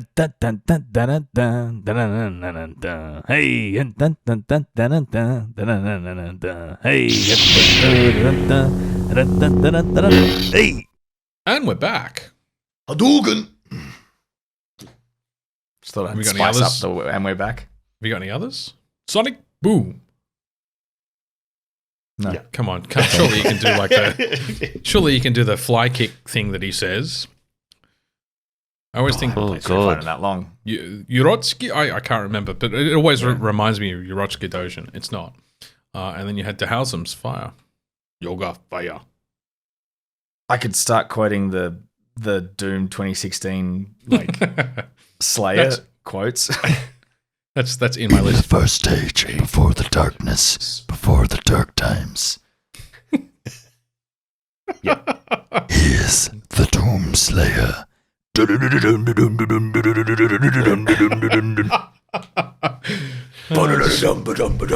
reminds me of the old Quake voiceovers when you grabbed the pickups. Quad damage. You'd be perfect for that as a voiceover. Quad damage. All right. Haste. Invulnerability. What are you drinking, Tom? The darkness. No, what am I drinking? I am drinking the Bracket Midnight Dip. Oh, let me tell you, tonight is not the night to take a midnight dip, because that will make very small testicles. This is a black IPA. It is 7%. They have used Chinook, Centennial, and Shimco. Great choices. The hops. Fantastic choices. Ooh, just listen Love to that that thing. sound. Ooh, Can't do it again. that's though, when can you ya? know that a good beer is about to be poured. No, Nice colour. Merado, no, Merado, no. Also, very bold that I did that above my laptop. Holy crap, it smells like an IPA in here. It smells like an IPA in here. That is a hop fucking bomb. I have kept this in my fridge for a couple of weeks. I've been waiting for the right time to crack it, and I thought tonight would be the perfect chance to do that. It pours. Oh, let's look at that. Nice creamy head, absolute blackness, and it is roasty, not smoky, roasty. It smells like that kind of. How am I going to describe this? It smells like almost like wet wood being burnt. It's the like the greenness of the hops is coming through, but it's really got that burnt flavor. And I can already tell. You haven't Just even make tasted more it. black IPAs. Just make more black IPAs. If you're a I agree with brewer that. and you have the ability to do so, just do it. Look, if you own a brewery and you're not making black IPAs, you're a coward and I hate you and I'll punch you in the face. Dan, just out of interest, are you brewing any black IPAs at present? Not at present. Well, he's but I have writing the a labels. recipe tomorrow is what he's bloody fucking doing. Let's see. I've got the labels there ready to go on one. That backfired on me, didn't it? God damn. Did you think I didn't have one in the works? I think you didn't have one in the works after Tom said that you're a coward if you don't. Oh, yeah, I'll fight Dan. Come on, let's go. Especially now he's weakened. That'd be the best 5 seconds of entertainment of my life. Yeah, he's in his It's, weakened state. I can teabag him. It's called sanity or madness, as all black IPAs should be. Ooh, nice. That is delicious. That is a nice big fucking hop punch to your palate. And then this beautiful, it's like, I don't really like licorice, but it is almost that licorice base coming through. A little bit of aniseedy, but it's got that nice roasty character of all those black malts coming in. I'd like to fault bracket. I would. You know what? I think they need to be brought down a peg or two. I think Mike's a great bloke, but you know what? Sometimes you don't need both legs, Mike. Sometimes you just need one, and I can't. It's really unfortunate. I cannot fault him. 7%. You'd be legless real quick. That is an absolute cracking black IPA. That is delicious. That just smashes the style. It's got that West Coast dankness, but it's still got all that really big, roasty, up your guts punch that, you know, oofed.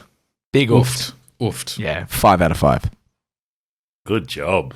Yeah, nice. Very nice. If this wasn't attached to a stand, I would drop it. But I wouldn't because Pete very kindly lent me this microphone. I wouldn't drop it. Metaphorically. Didn't lend it to you. It's yours. It's your problem. Where did you acquire that one, Thomas? Where did I acquire it? Yes. Heaven. Heaven's where I found it.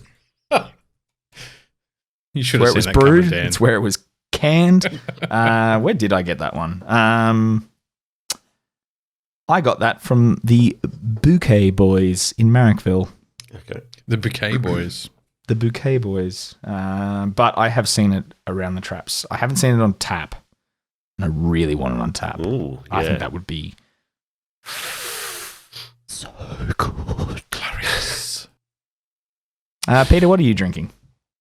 I am drinking Das ist Rattenhund, which is Rattenhund. Hop Nation's traditional Pilsner. I thought it'd be a really good one to kind of compare against the Damned Pilsner, also by Hop Nation, which I just happen to have another can of because conveniently bought a case.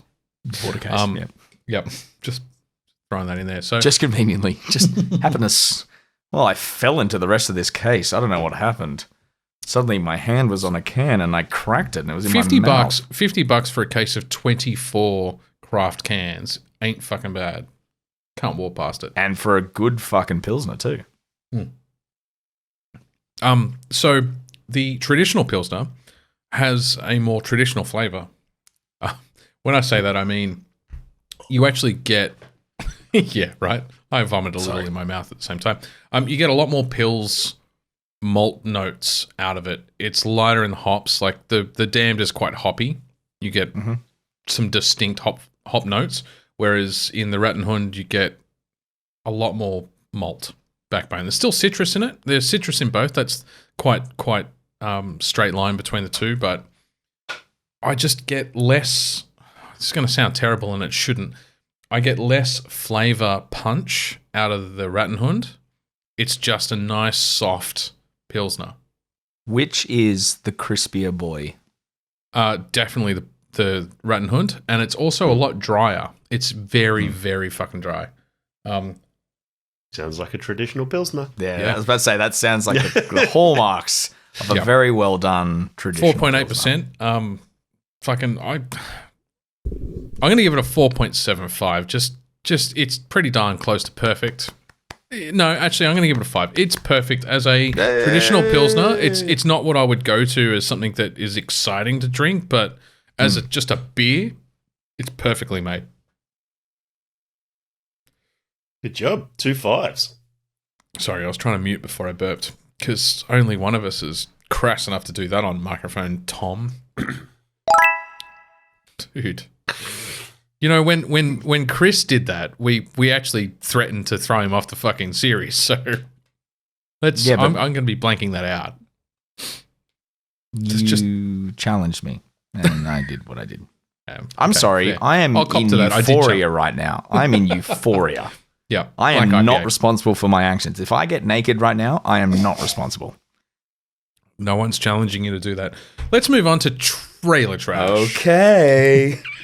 Happy birthday, Peter Bainbridge. I'm going to be blanking out my surname on that podcast as well. Trailer trash. Let's talk about trailer trash. Let's do it. Vesper. Haven't seen any of them. Well, I watched that Vesper trailer. That was really good, Pete. Good suggestion. Yeah. I don't even know what Vesper is. It's a science fiction movie. Girl in the first Casino Royale Bond film. It's also the name. It's also the name of a cocktail. Yeah, a martini. Yeah, and a fucking scooter. Enema, as we just said. Called Vesper. No, that's got an A. It's spelled differently. Oh, is it? Enema. Yeah.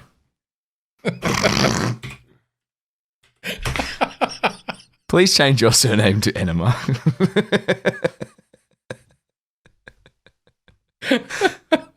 I can just For all imagine. complaints, please write to Peter Enema at pixelsandpints.com.au. I've got a very serious job, and I meet like people on boards all the time. I can just imagine introducing myself. Hi, my name's Peter Enema, just to see what their face looks like. That would be fucking. I'd pay money to do that.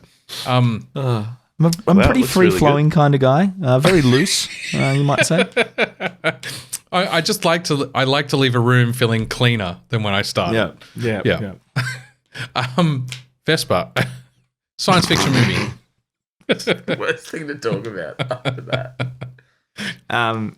Science fiction movie looks really good. Looks like a good cast too, and original. It's another post-apocalyptic Earth. The fate of mankind rests in the hands of a teenage girl, which I guess now that I say it like that isn't that original. But we haven't had. Isn't that The Last of Us? Or Children of Men, or that was a really good film. Fucking A. And you know what? It gave me Children of Men vibes. And if we get another movie that good, I'll be fucking happy, even if it's a remake. I don't care. Directed by Christina Buazite and Bruno Samper. Yeah. Also written by them along with Brian Clark and starring Raffaella Chapman, Eddie Marsan, and Rosie McEwen. So you said good cast. They're not super well known. No, but it was like I instantly recognized the dude he's in all the British stuff. In all the British stuff. All the British stuff. He was the guy. He had the grey frizzy hair and the grey beard. You know the guy I'm talking about. But I recognized him, and I think he's a really good actor. Edmund Dan, I think, is who you're talking about. I think that's exactly the guy I'm talking about. Yeah. If he's tied onto it, then that's enough for me. I think he's great. Yeah. It looks really good. So we'll have to see how it goes as a movie. Are we guessing like a second skin? Is that the Vesper thing? Because it looked like they were like, in some of the shots in that trailer, they were like putting what looked like the alien, like, film or like Band-Aid thing. Like, and it's, it looks like they were using it as a healing skin of some sort. Yeah.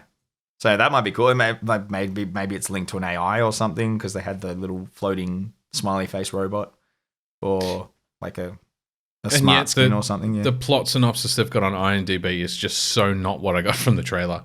After the collapse of Earth's ecosystem, Vesper, a 13-year-old girl struggling to survive with her paralyzed father, meets a woman with a secret who will force her to use her wits, strengths, and biohacking abilities to fight for the possibility of having a future. What a shit, like, just boring, vanilla-flavored fucking synopsis. Because the trailer looks epic. And hopefully we won't get I really liked those big structures that were like almost decaying as well. Yeah. I thought that was a really cool aesthetic. It aesthetically, that's what reminds me of Children of Men. It's got that really gritty, grainy kind of cinematography effect to it. So yeah, really looking forward to that. We need some more original science fiction. Something that kind of pushes the I'm enjoying the fact that we're getting some media jumps into cinematography, like into movies. We've got Foundation, really good book with Halo TV video game series. Just some good original thought would be nice. So yeah, I'm looking forward to that. In science fiction, they've kind of there's no original thought. Yeah. Well, no, you know what? I want to talk about that in my quick topic before our main spotlight, which is a quick conversation about Star Trek, some of the new Star Trek stuff. But what makes a good sci-fi versus a shit one? Next trailer is Clerks 3. Old men get drunk and high. You know what? Clerks 2 is one of Clerks They 2 look is in old. my top 5 all-time favorite movies. I watch it. I've seen it so many fucking times I can almost recite the script, and yet I still crack up every fucking time. How many times have I quoted Jay and Silent Bob doing the Buffalo Bill? Like it's all time. Yeah. It's so good. Yeah.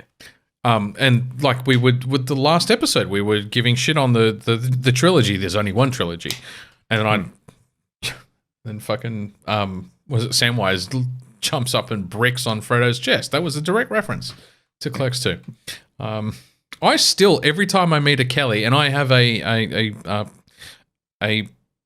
contact in a large vendor organization. Her name is Kelly, and I can't say hi Kelly, how you going without just thinking Kinky Kelly. Don't say it, Pete. Don't say Kinky Kelly. It just constantly plays on loop in my head because I know the day I accidentally say it, I'm going to get fired. That's going to be the end of my career.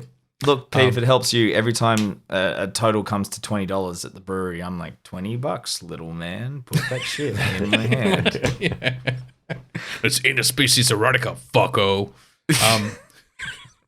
I miss my donkey. Shit, it's the cops. Gotta finish. There's just so many good quotes. So many good quotes in that fucking movie. So if we get that in Clerks 3... Don't do it. Don't do it. Don't do it. If we get that in Clerks 3, I'll be a happy man. They are looking old, I've got to say. All of them Dante especially looks... They are old. Dante looks fucking old. They've all aged badly other than Kevin Smith. That's why Randall has a fucking heart attack in the first, 10 seconds of the trailer. Yeah. Anyway, I'm really looking forward to it. Even in the trailer, they make reference to the controversial dialogue about the Death Star that they had in the original Clerks movie back when it was in the black and white. So it's going to be interesting to see how it adapts to modern expectations of society, because it was pretty boundary pushing for the first couple. So, yeah, looking forward to that. And our third trailer was a late entrant to the party, Tom. What I do, I just rock up at the start line and just throw shit on the ground. Am I fashionably late? No, the party's over. Go home. I start the party, Peter. I'm the party starter. Twisted party Day starter. shift. Day shift. Is somebody Thank going you. to I tried explain to what lead him fucking in. day Thanks, shift Tom. in before it fucking... I'm sorry. I was trying to get Tom to actually introduce it for a change, but no, he didn't pick up on any of the cues. Thank you, Dan. Yeah, well, Yes. look, I'm tired. I don't want to go to my day shift tomorrow, okay? I want to stay home and play Doom 2016. Day shift. Fuck. How did you describe it? I know how I thought it looked, and you disagreed with me. What did they say? Blade Well, cross... Pete originally said that the trailer looked that he'd seen. I'm assuming that you just saw the lineup of people in it, and you saw a thumbnail, and you said it looked stupid. No, I didn't say it looked stupid. I said it was stupid. I said it was Blade crossed with. So it's a John no. Wick. Actually, you said it looks like John Wick with vampires, and I said so basically Blade, because that's what that was. Okay, no, you're right. You did say that. So day shift. It looks good. Yeah, it actually does. I was disappointed. What was the last to say that I Netflix enjoyed film it. Jamie Foxx was in? What was that one? Was that the Was that superpower the one? crazy... The pellet? The superhero tablet? pill thing? Yeah, that was was shit. good. No, that was good. That was It fun. It was I'm on enjoyable. the fence. I'm on the fence. It was. Oh, well, here's the three wise monkeys trying to figure out if they like the film or not. Jesus Christ. Dan's definitely see no evil. I'm hear no evil because I enjoyed it. And I'm Pete's just definitely like, not speak no evil. What the fuck's wrong with you, Tom? Of all the the three of us, I'm definitely not the speak no evil guy. Yes, I think it looks good. Jamie Foxx, Dave Franco, and Snoop Dogg can't go in fucking a wrong. film that literally looks like it's taken all its cues from Blade 3 and then just gone to town. Hopefully, it's a better movie than Blade 3 because that was the worst of the three. Just quietly, but it still has my favorite quote of all time, which I'm not going to say because it uses the bad thank you. word. Yep, thank you. The vampires You were look trying like real hard, aren't you, Tom? they're- Oh, so hard. See thunder just circling his mind. The vampires look like a cross between Buffy vampires and from Dusk Till Dawn and corny vampires. Corny vampires. I'm all about that. I thought that scene where he just kicked the TV through the guy's head was hilarious. And don't knock Buffy the Vampire Slayer, the movie, not the TV series. Don't knock the TV series or I'll fight you. I know TV all series the was words corny, but it was to the Buffy musical, by the way. That is one of those things that I just know.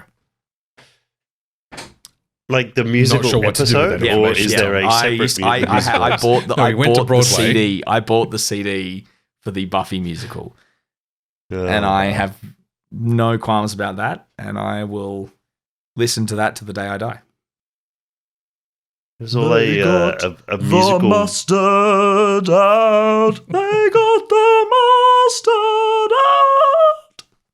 Oh, really cracked a note there. Yeah. Anyway, my Broadway career is over. Thank you very much, gentlemen. I'll see you next week. I really liked Willow. She was hot back when I was watching it, when it was being released. I'm glad that's what you took away from that conversation and that Buffy TV series, Pete. Well, I'm sorry. I didn't say anything dark like that was my sexual awakening like Tom did last episode. I just said she was hot when I was watching it as a teenager. Who was in the original movie? Who played Buffy in the movie? Because it's Sarah Michelle Gellar in the TV series. It wasn't Kate Hudson, was it? No. That's way too young for Kate Hudson.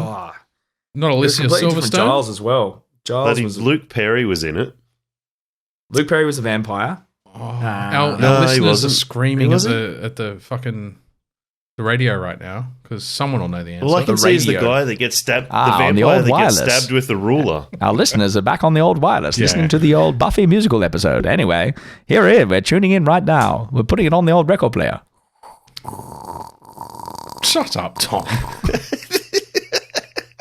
The gramophone. Oh, God. If we ever get stoned to do an episode, it'll be quite a thing. It'll be a thing. I think I've got it. Joss Whedon. Who started it? Christy Swanson was Buffy. Donald Sutherland. I know the name. Yeah, Donald Sutherland Paul was the Rubens. Watcher. Talk about an all-star cast. Rutger Hauer. Hilary Swank. Michelle Abrams. Yeah. Hilary Swank, yeah. Fuck. I need to go back and watch that movie, man. I need that back in my life. Nothing short. Spike and Angel, they were the best. David Boreanaz as Angel, he was a fucking good vampire. That was probably anyway. So Day Shift, yeah, good movie. Moving on to back to the vampires we're talking about. Nacon, in news this week, Nacon released a trailer for Robocop Rogue City, a new video game that they're working on. The trailer looks fucking epic. Yeah. Ooh, there it is.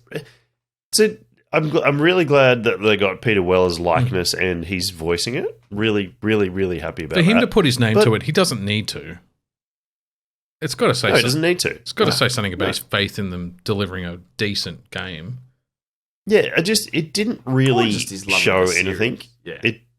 It showed a whole bunch of stuff that could have been pre-rendered or would have been pre-rendered for the trailer, but it didn't show. It didn't really give you a glimpse. Is it going to be an on-rails shooter? Is it going to be it looks pretty an fucking FPS? on rails, doesn't it?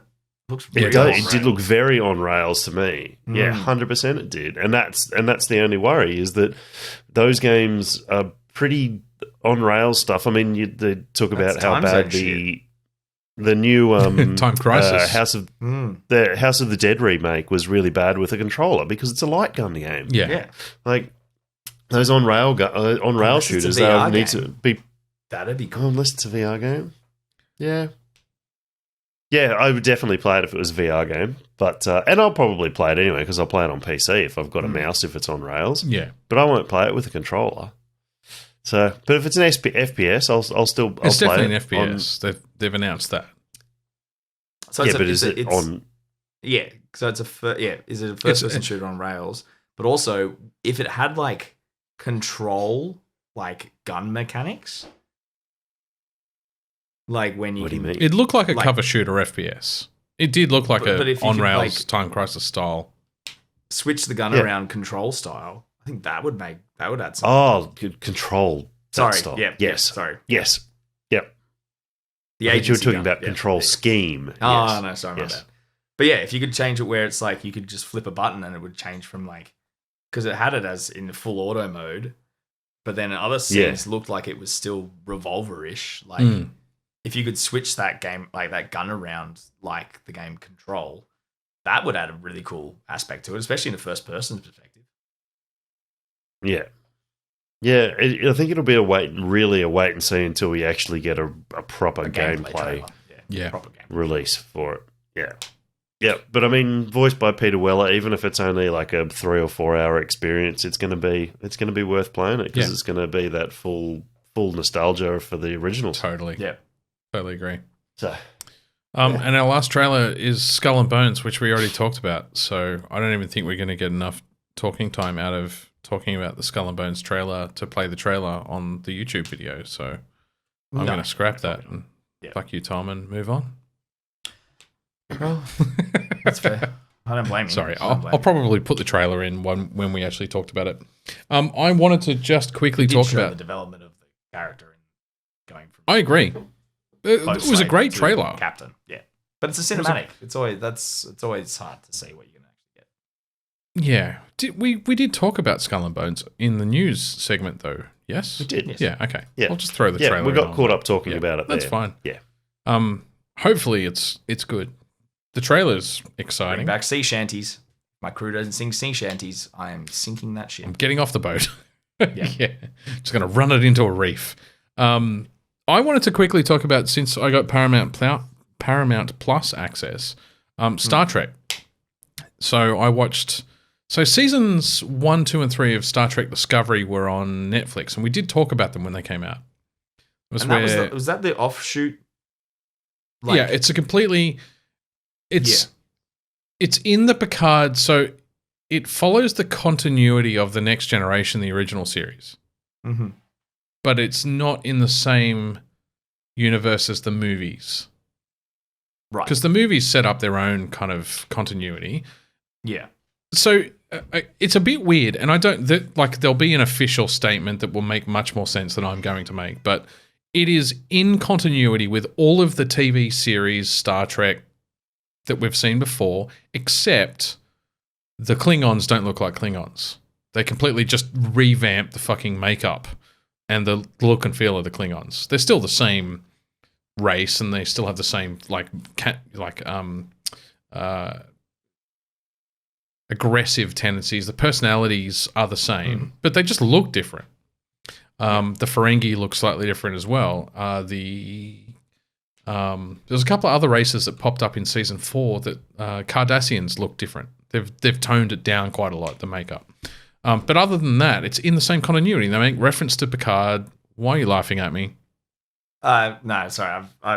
I don't Not have you, the biggest, Dan. I saw you laughing at me earlier. No. The biggest knowledge of the Star Trek races. But when you said the Cardassians and they look different, I was like, did they get some plastic surgery?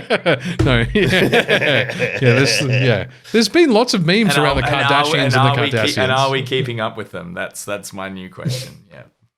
Is there a follow-up series keeping up with the Cardassians? I wasn't laughing at you, Pete. I had a thought that how good would it be if they brought in a young Picard and it was James McAvoy?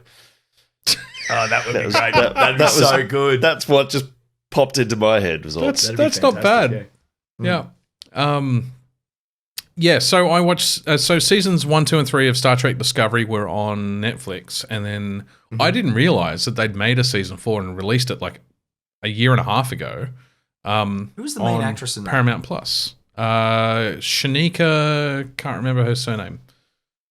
I'm gonna get myself in trouble if I mispronounce her. She's really good. She's a really good actress. Fucking brilliant.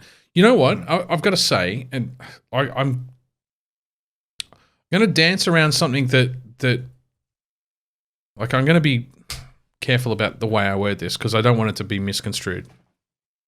She's the first female Enterprise captain, or she's not Enterprise captain, but she's the first female captain in a Star Trek series that isn't a masculine replacement of a male actor. she plays a female character. She plays... Who is in control. Yes, without being masculine in order to seize control. And I really respect that about the writers. If you look at Janeway, she is very aggressive. She's very masculine. I don't want to say the wrong thing there. In the traditional sense. Yes, yeah. No, I know what you're saying, yeah. I just think they did something really cool with her in that they didn't need to make her into a male character in a female body in order to make her a captain. She is a female character, and she is still a captain. Sonequa Martin Green is the name of the actress. She is a very strong character, but still feminine. And she's a fucking brilliant actress. In fact, the entire cast is actually really good, and they're all... I've not seen any of them in anything before. There might be a couple of exceptions, but none of the major characters I've seen in anything before. Yeah. So, season 4, I didn't realize moved to Paramount. This is Paramount Discovery, Plus. Yeah, Discovery. Yeah. And then what's been making headlines recently is Star Trek Strange New World, which is a offshoot of Discovery. So in season 2 of Star Trek Discovery, without going into too many spoilers, you have Christopher Pike as the captain of Enterprise interacting with USS Discovery, which is the name of the ship in the Discovery series. Christopher Pike was a reference made in the original series to the captain of the Enterprise before Kirk came in. And that was... Pretty sure it was the pilot episode. That was Hemsworth's character, wasn't it? In the J.J. Abrams movie. No, it was the guy... No, Christopher Pike was the one that comes and gets Kirk out of the bar. No. Hemsworth was... Kirk's father, wasn't he? Kirk's father. Yeah. No, Christopher Pike is the guy that comes and gets him from the bar. The guy who played every Navy captain in every Navy film from pretty much. 1995 Who was surprise, surprise, captain of the Enterprise at the time. Yes. The hang on. And the guy who plays Pike was Black Bolt. Getting way too meta. In Doctor Strange 2. Yes, he was. Oh, was it? Oh, okay. There you go. So, Strange New World is following the USS Enterprise. Strange, Doctor Strange connection, multiverse. He's playing. Fuck me, I've just completely lost it. Sorry. It follows the Enterprise with Christopher Pike in command, and Kirk's older brother from the original canon is in Strange New World as one of the science officers. Uhura, all the original Spock, and I've got to say, the actor they picked for Spock in Discovery, who then becomes like he moves into Strange New World to play Spock, is perfect for Spock. Both Discovery and Strange New World are good science fiction because it is high science fiction. It's space opera, lots of alien races and exploration and discovery and weird interpretations of alien thought processes and shit, but it still has a lot of commentary on the human condition, and that's what I think makes good sci-fi. It's way out there. It imagines whole new kind of concepts and thought processes, but it still contributes something to, it still comments on humanity in a really cool way. So I would definitely recommend checking it out.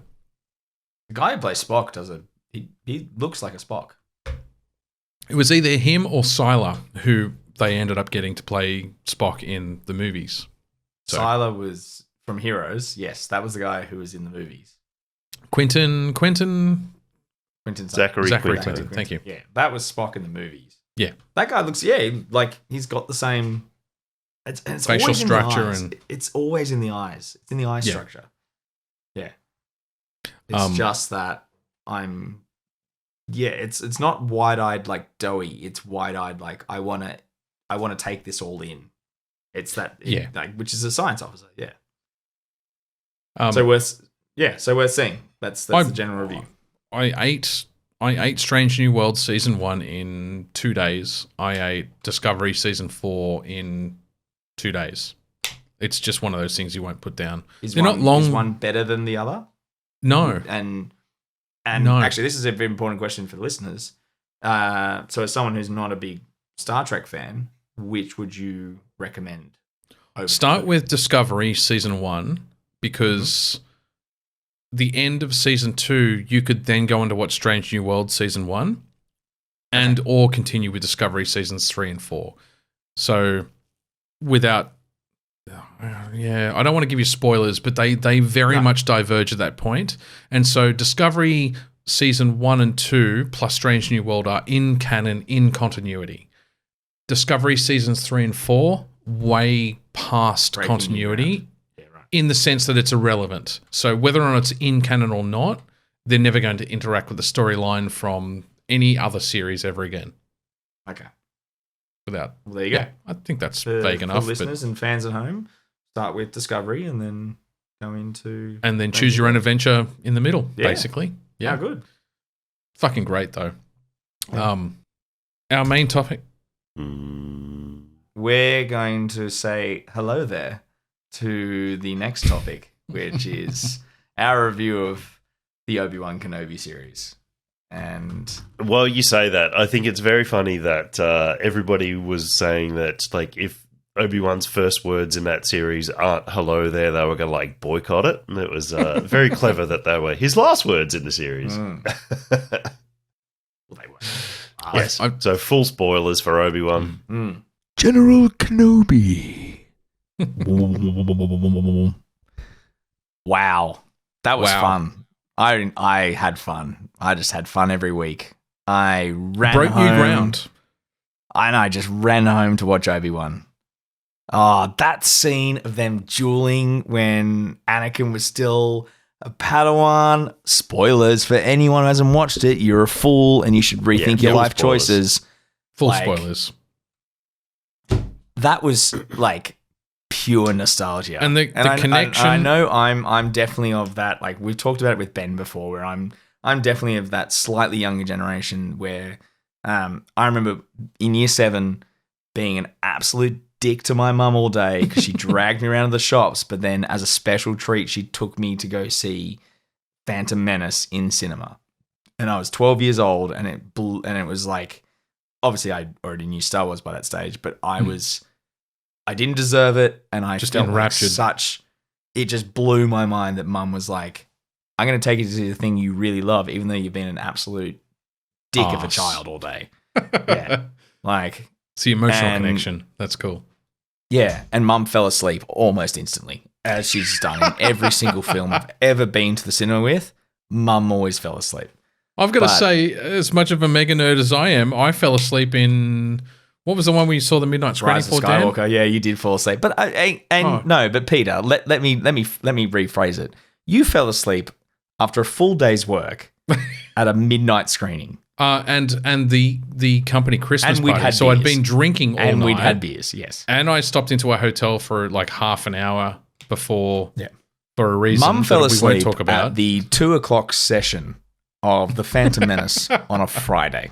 It's knitting time, Tom. Mother has never knitted. She doesn't have the dexterity for it. And I've told her this from the day I met her. No.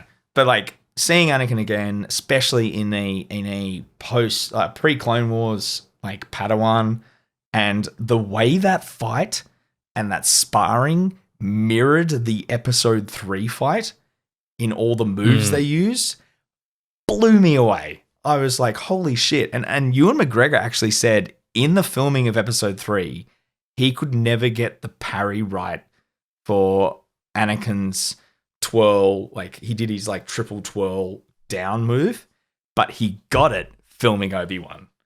So, who is the master now? All right, Anakin? Who is the master now? When he left you, he was but the learner. Now he is the master. But like that scene alone just made me like swell with joy.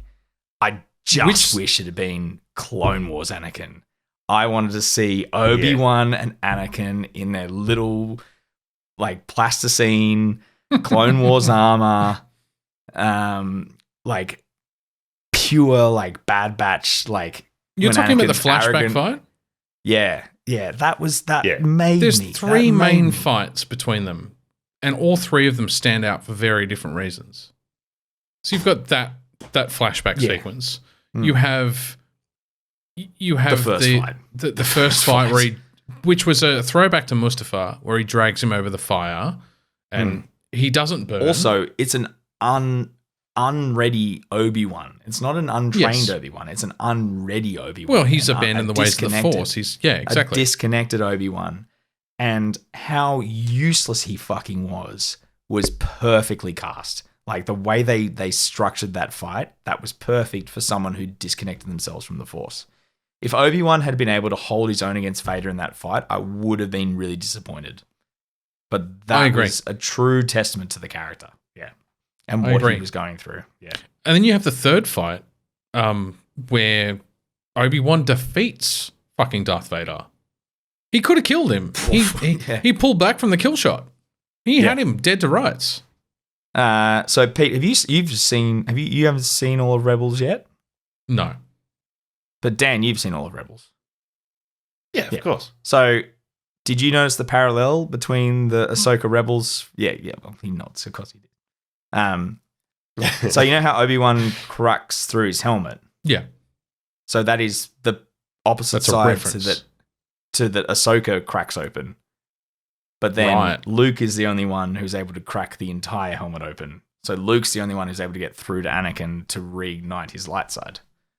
And that was a super cool... That's a deep cut right there. Yeah, that was fucking cool.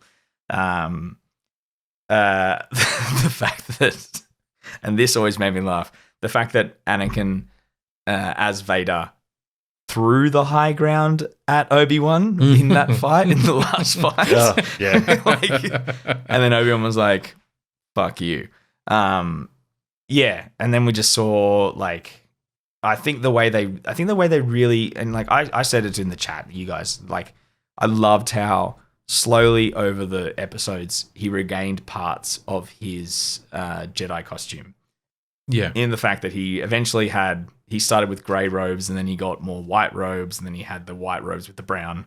And then the last shot of him riding off into the sunset was straight out of the comic books, especially with the goggles. Goggles, yeah. Yeah, but then like that was also, you know, as he gained more back of his robes, he also gained more back of his Force power. And then finally it was, he remembered something to fight for, which was Leia and Luke. I'm obviously definitely siding with Ewan McGregor and the rest of the cast in condemning the hatred of Reva. I thought Reva was a great character. It was a great arc, and she played it perfectly. I completely. I don't understand why that was even a thing. We always knew the Inquisitor was coming back. Yeah, but I don't understand why that even had to be a thing. It pisses me off that even had to be a conversation in the public space. Oh, 100%, yeah. There was no place for it. There was no reason for it. She didn't fuck up. She didn't not connect with the character she was playing. She didn't portray it badly. I just don't get it. No, she was the perfect embodiment of the rule of two. So it's just flat out racism, and the only reason to have called, like, the only reason for the topic to have even come up, it was because a bunch of racists said, there's a black actress on my screen, I'm going to take the piss out of her. Why? So it's always been the go on meme of like the people who hate Star Wars fans the most are Star Wars fans.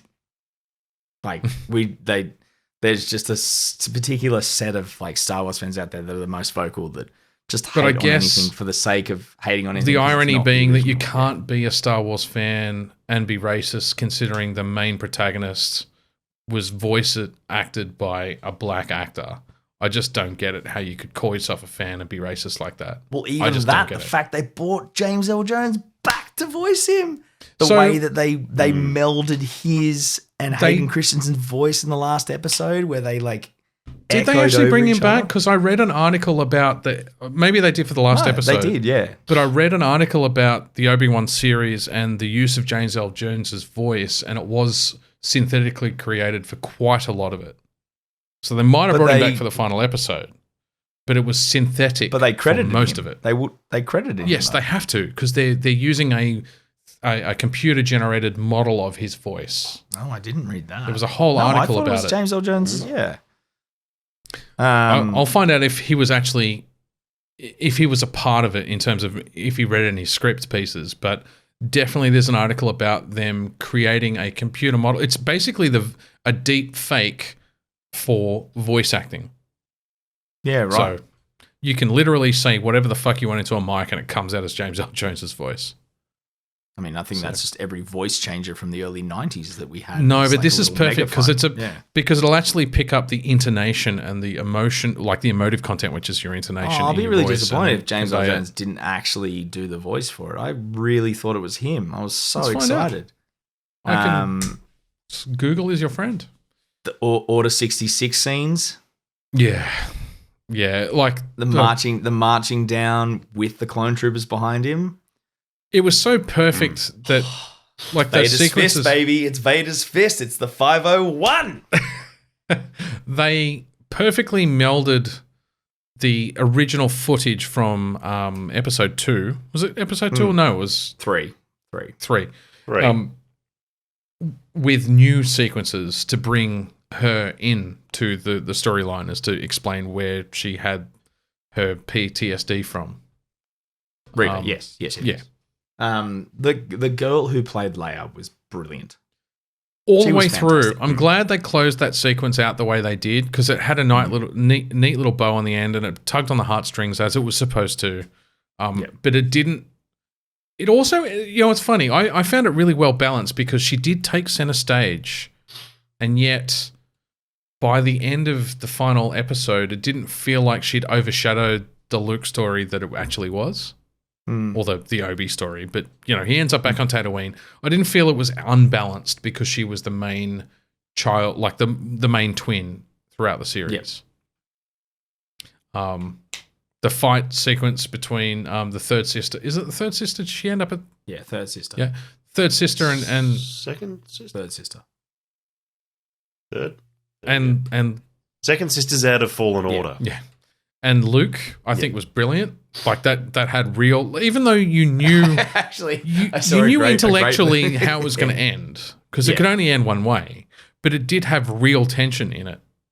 I thought that was quite masterfully done. I saw a great meme today that was the Lars and Owen like arguing that fucking Luke just took one look and left after he saw our burnt bodies.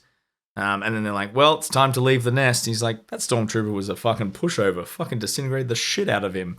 And like being like, that the Lars are always packing. Like they're never going to let their homestead be attacked. That was brilliant. I think it was the perfect way.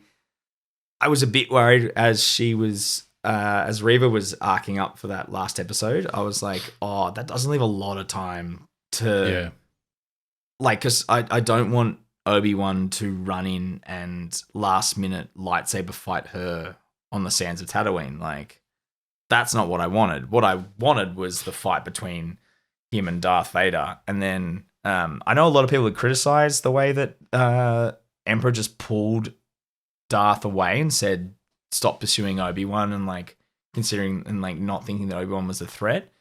But I think that plays right into just how arrogant the Emperor is. Like, he would never consider a lone Jedi, a fallen lone Jedi, to be a genuine threat. To be a genuine threat to him. And also just showed the hold he had and still has over Anakin, even 10 years after Revenge of the Sith. That fight was beautiful. I especially love the way that they trained Hayden Christensen, because he was in the suit, to walk like Vader, and the fact they had a walking, like a director for like walking, to be like, no, this is how you carry as Vader. Like, there is some dude out there who has watched enough Star Wars that he can correct the guy who played Anakin Skywalker to be like, you're not walking like Vader would walk. You idiot. Like, correct yourself. He was a big actor too. Think about your life choices. And correct it. He was a big, burly Northern English actor from memory. Yeah. And it's just... David Prowse. Well, Prowse was originally, yeah. But it's just like, that is exactly how Vader fights.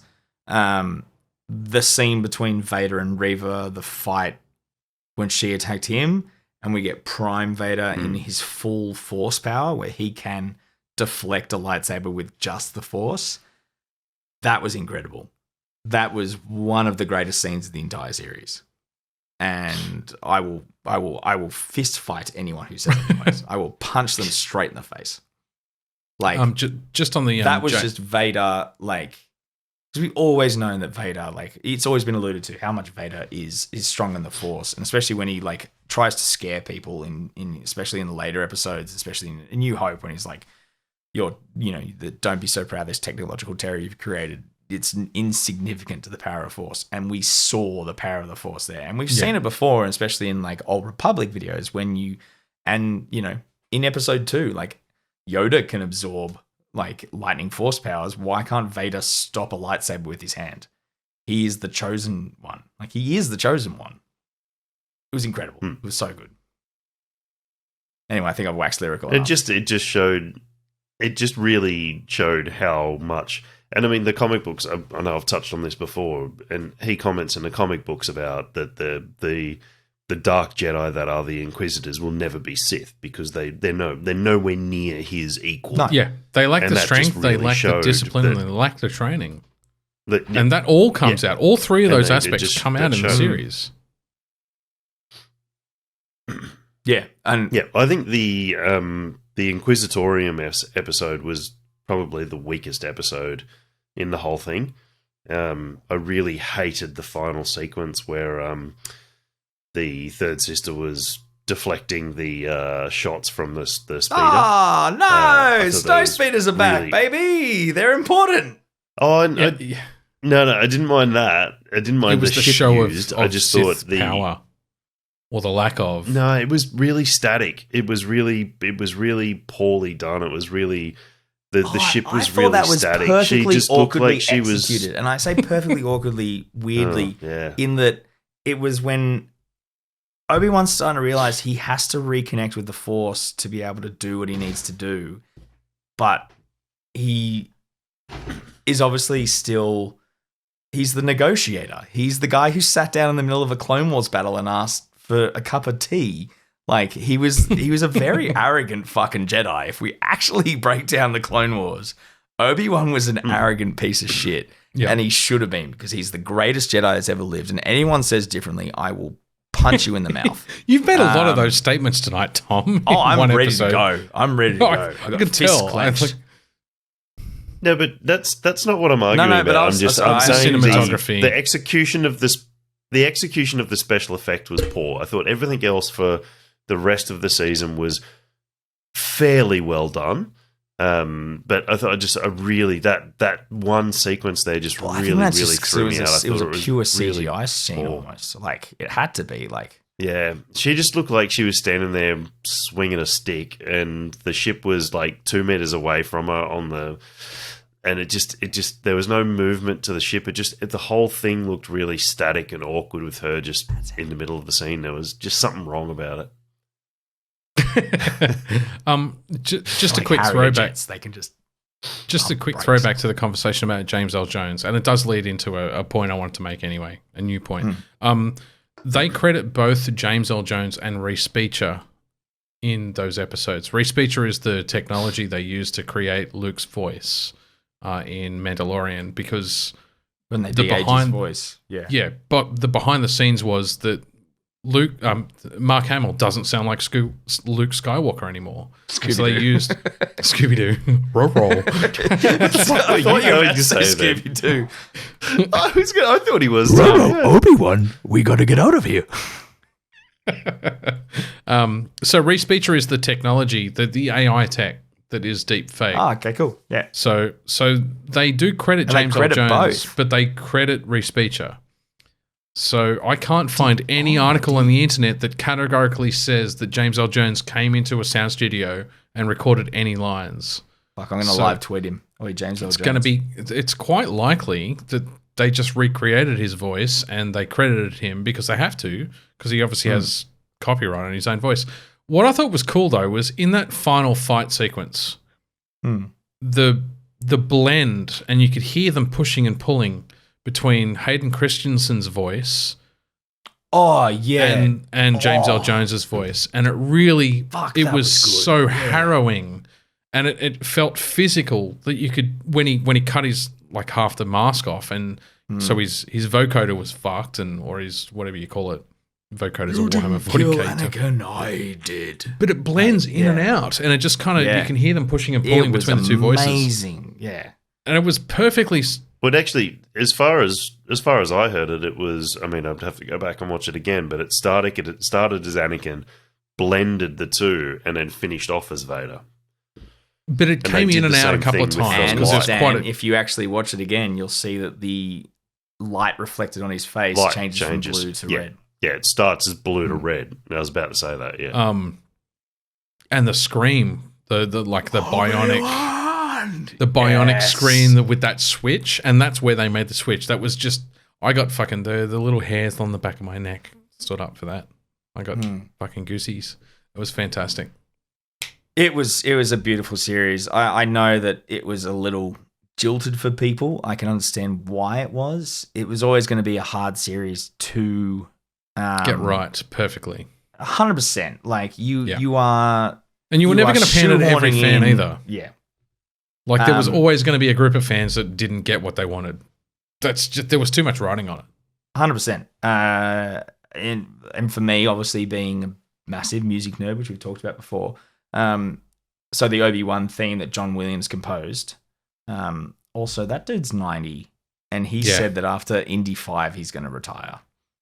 And Indy should have retired well before Indy 5. You better believe we're doing a deep dive John Williams episode the moment he retires. No, we're getting him on the show. I'm tweeting him now. It's all good. We'll get him on the podcast.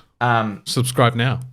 So you guys you've all played the Marvel Spider-Man. No. The video game. You haven't? Yeah. No. Pete hasn't. I can't listen to the Obi-Wan theme and not hear the start of the Marvel. Yes! I'm not the only one.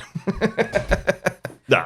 I heard it and I'm like, what the fuck It's the is cadence. that? It's a and cadence they do at the start of the thing. It's a da, da, da, but in the Marvel Spider-Man it goes da, da, because it's on all my playlists. But then the Obi-Wan is completely agree. Thank you. Yeah. Fuck yes, my mum would be so proud of me right now. That is musicianship 101. Shout out to you, mum. But you never get this far into an episode, so you'll never hear it. Anyway, move on. Yes, but yeah, John Williams composed another beautiful theme for Obi-Wan, and that theme I've listened to it a million times, and it just sets hairs up on my neck.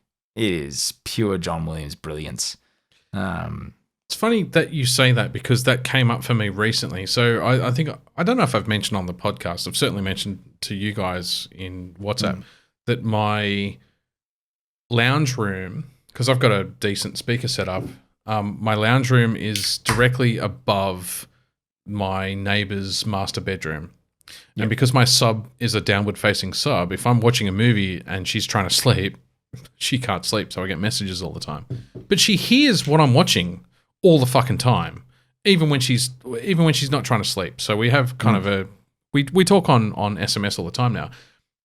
I was watching Halo, and she messaged me, and I was sitting there thinking, I know that music from somewhere, and it was it was a sequence. It wasn't the main theme from the Halo series. It was just a music sequence. Wasn't the monk theme?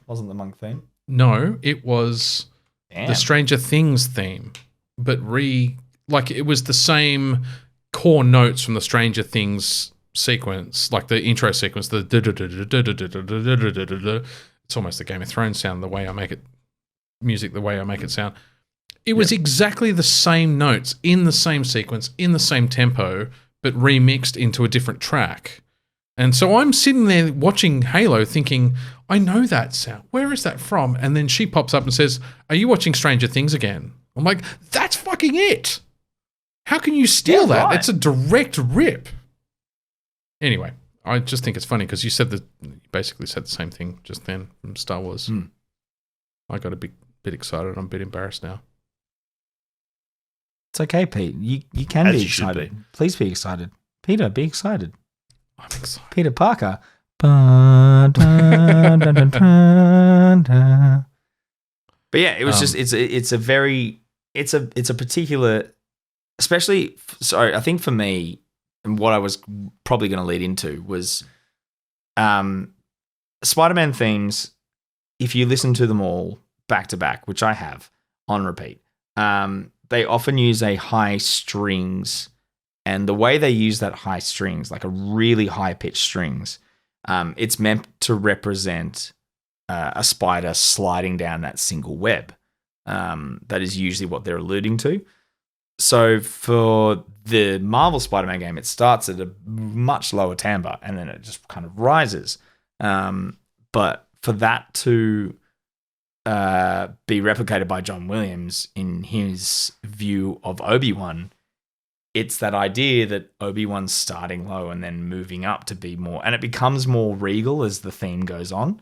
As they add more trumpets and they add like a lower, like a much lower brass tune to like build that up. So you get a bunch of tubas and trombones, and it's a royal brass to show that like Obi-Wan he's the pinnacle of the Jedi, and you know Yoda may be the strongest Jedi that's ever existed, and Mace Windu is the coolest Jedi because he's just the coolest. He invents his own lightsaber form because he's a god. He's like the dark grey Jedi. Yeah, but really Obi-Wan's always been the pinnacle of the Jedi Order in that Republic into Rebel Alliance era. It's like he was still the one that, you know, and this series shows that he comes back to those views that the Republic held and the Jedi Order held during the Republic. He's always been the upholder of those views. He's a true believer. Yeah. But he didn't get bogged down in the politics. Most people who are true believers in religious orders are nutcases and should be shot. But you know, when it comes to Obi-Wan, but that's what makes him. That's what makes him. He was the Jedi purist in the sense that he didn't get bogged down in the bullshit politics. He wasn't a zealot. He didn't abandon. Maybe I'm saying more than I should, like more than I imply. But he didn't abandon intellectualization of what he was doing for the sake of just blindly following the tenets of the Jedi Order. He was a Jedi purist. It's a direct quote in episode 3. He's like, no more politics for me today. And it's like, you can deal with your fans, Anakin. I'm much too old for this. Like, yeah, he's the gentleman Jedi. He's just a great guy, and we should all want to be like him. He's my hero. Yep. I'm gonna go get my fourth beer. I love him. I've just poured my 4th beer, Peter.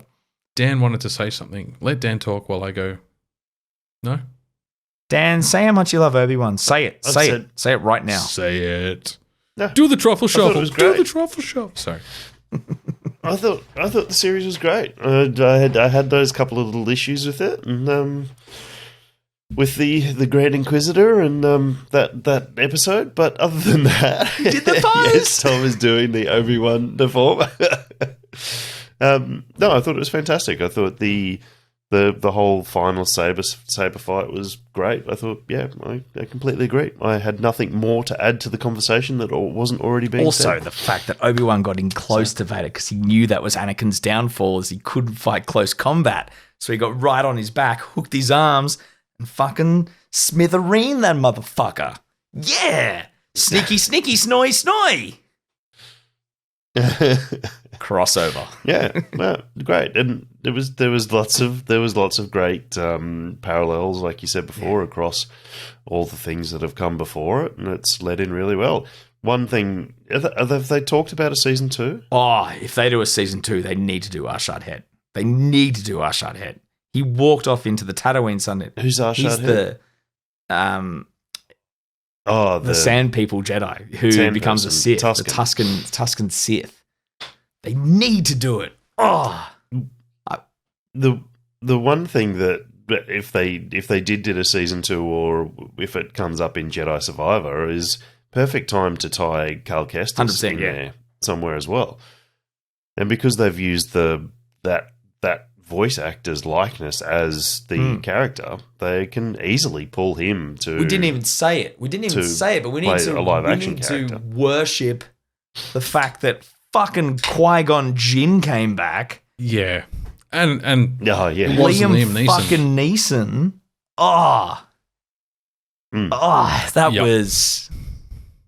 That was so good. That was it was a good icing payoff on the cake. And it was a good payoff. The outfit that Obi-Wan's wearing was straight from the Star Wars comics.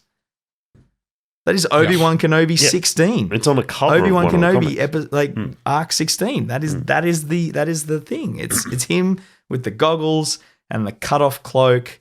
And it was just like, And then IGN did a great 3-way video, and it's 3 times Obi-Wan saying hello there.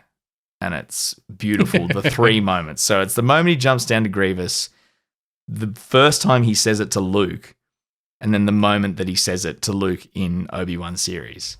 So, and they cut it like it was a split 3 screens, and it's perfect. It's perfect. The way that the way that Ewan McGregor says that line is also pure Alec Guinness. Beautiful. It was really amazing the other day when I watched that last episode again and then went straight into A New Hope. Oh, can we also talk about the fact that when Obi-Wan apologized to Anakin, I bawled my fucking eyes out. It was an emotional sequence. That fucking broke me. Because I thought about my brother, my best mates. If I had to say that to them, I was just like, Jesus Christ. Like, that emotionally destroyed me. But he's been carrying that weight every episode before then. If you look at it in episode 3, he says goodbye, my old friend. And then in that episode, he's goodbye, Darth. It's when he said that, I was like, fuck off, Obi-Wan. Like, stop ripping my heart into pieces. He feels guilty for, he believes he created Darth 100%, Vader. Yeah. Oh, so well acted. Yeah. We've got to move on because we could talk about this for another 3 hours. But especially my emotional response to that whole episode. Jesus, I'll start crying again. It was so. But I've just cracked a fucking epic beer, and I need to talk about it. What have you cracked, Peter? Let's go straight into it. Oh my god, it's sex in a can. It is Hop Nation's Rasselbock. This is spectacular. It's a Doppelbock. What's on the can? It's a flying. Okay, I'm going to describe it to you. I don't know what it is. It's a flying rabbit with Pegasus wings and deer antlers. That's literally what it is. Pretty sure that's a Pokemon.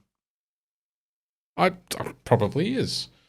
It's 7.8% Doppelbock limited release. Seriously, if you can get it, because it is absolutely epic.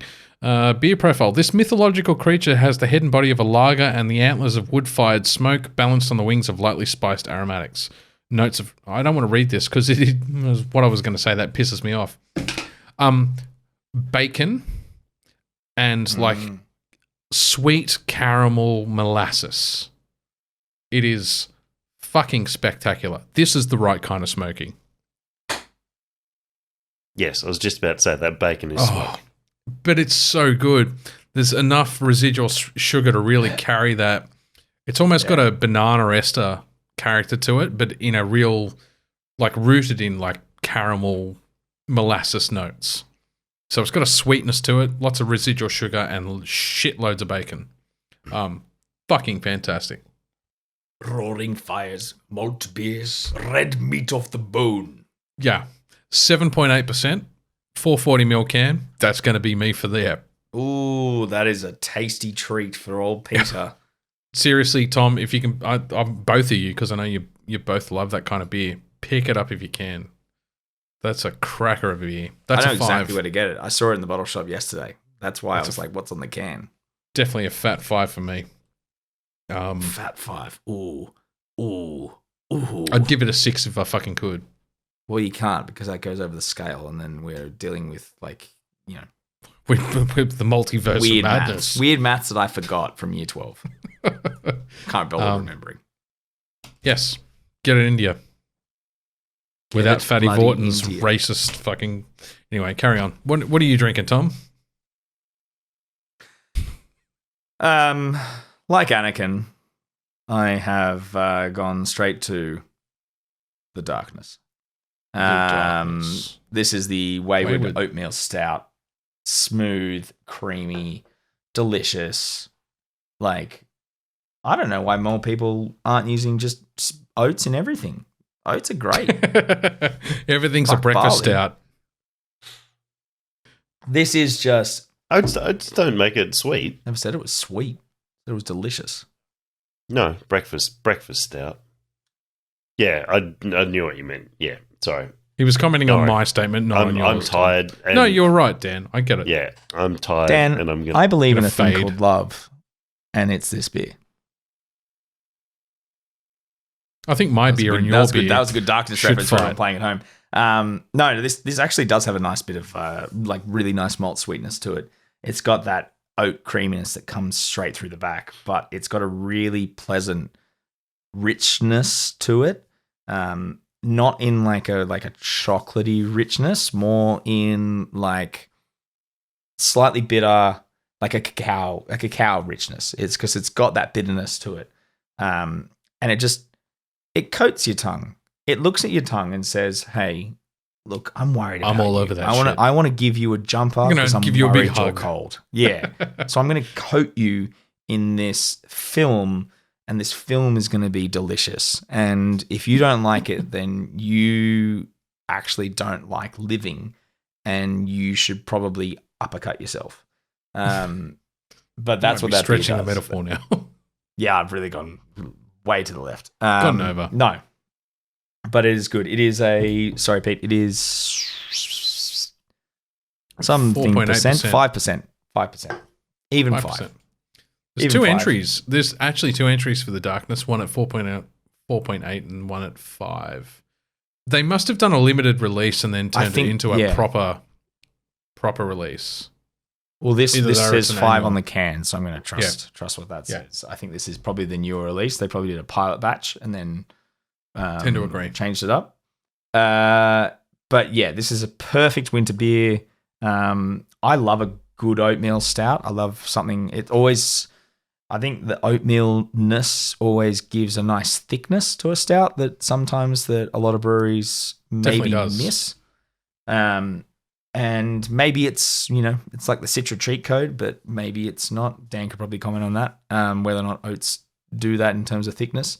But I think there's a nod, so that's what. See, that's what I relate to the breakfast stout reference I made that Dan picked up on and then ripped me as shreds. Yeah. I realised that later on. That's why I said porridginess to it, almost. 100%, yeah, but that thickness is there, but it still has a nice little tinge on the back palate of some hop character as well coming through, giving it a little bit of that not as much as the black IPA, but it has that roasty, backbone but to still a little bit of that the pininess right on the back. It's there's that pine resin sweetness that you just get right at the back. And I give it a solid 4.5. So we've had some good done, beers Wayward. tonight, man. Yeah, we have done. It's a very good beer. My head, I don't know if that's just 'cause I should have cleaned the glass. There's zero head retention on that, but Jesus Christ, it's good. I'm going to be trashed after it though. Let's 7.8%. Fuck. Dan, we're finishing up with Are You Winning? You're fading son, fast. Are you winning, son? I am fading fast, very, very fast. I was going to say completely skip me from this. You're replaying Can Jedi still. Fallen Order. It's annoying in the same place as it was annoying the first time. You forgot how fucking hard it was. I did. Yes, I put all this in the chat, didn't I? Yes, I don't know how I ever got to the final fight on Jedi Master. I think I just had way more patience the first time I played it through, and didn't know how far I had to go for the next save point and that. So I was kind of, this time I'm kind of chugging through it at a pretty good pace, and it's kicking my ass in some points, but it's all right now. The same thing. The controls are too floaty for a game that's fairly unforgiving. Some of the slide sections are unforgiving, and you can get stuck on them that can completely screw a save. And it's a few points. Are you replaying it in the lead up to the there. sequel? Is that why you're replaying it now? Yeah, that, and I wanted to play the Jedi game after watching Obi-Wan, so I thought that was a good place to go back in. And just the floatiness of the controls just for staying on thin ledges and platforms, and that's things what like happens that. when you try and replicate the a last Souls thing, game. yeah. That whole genre of game fucks. The last thing that bugged me about it the first time, which still bugs me now, is the resting and the respawning of the enemies. I like that's what they're going for. That Souls like every time you rest, the enemies respawn in the same spots. But I think they should have lent more in universe and had gone that like a simple thing that's saying reinforcements have arrived, and giving the like 2 or 3 options of patrol paths and different enemy types in the same area. Upgrading the soldiers, have the same challenge level. That when you rest, like, because they always just reset the soldiers that were there. Yeah, exactly. If you added a couple extra sergeants with, had the yellow pauldrons or whatever, like that'd be cool. Yeah, just a slight Pete's on mute. Just a or slight just procedurally generated the starting their location for the fucking troops that they sprinkled in.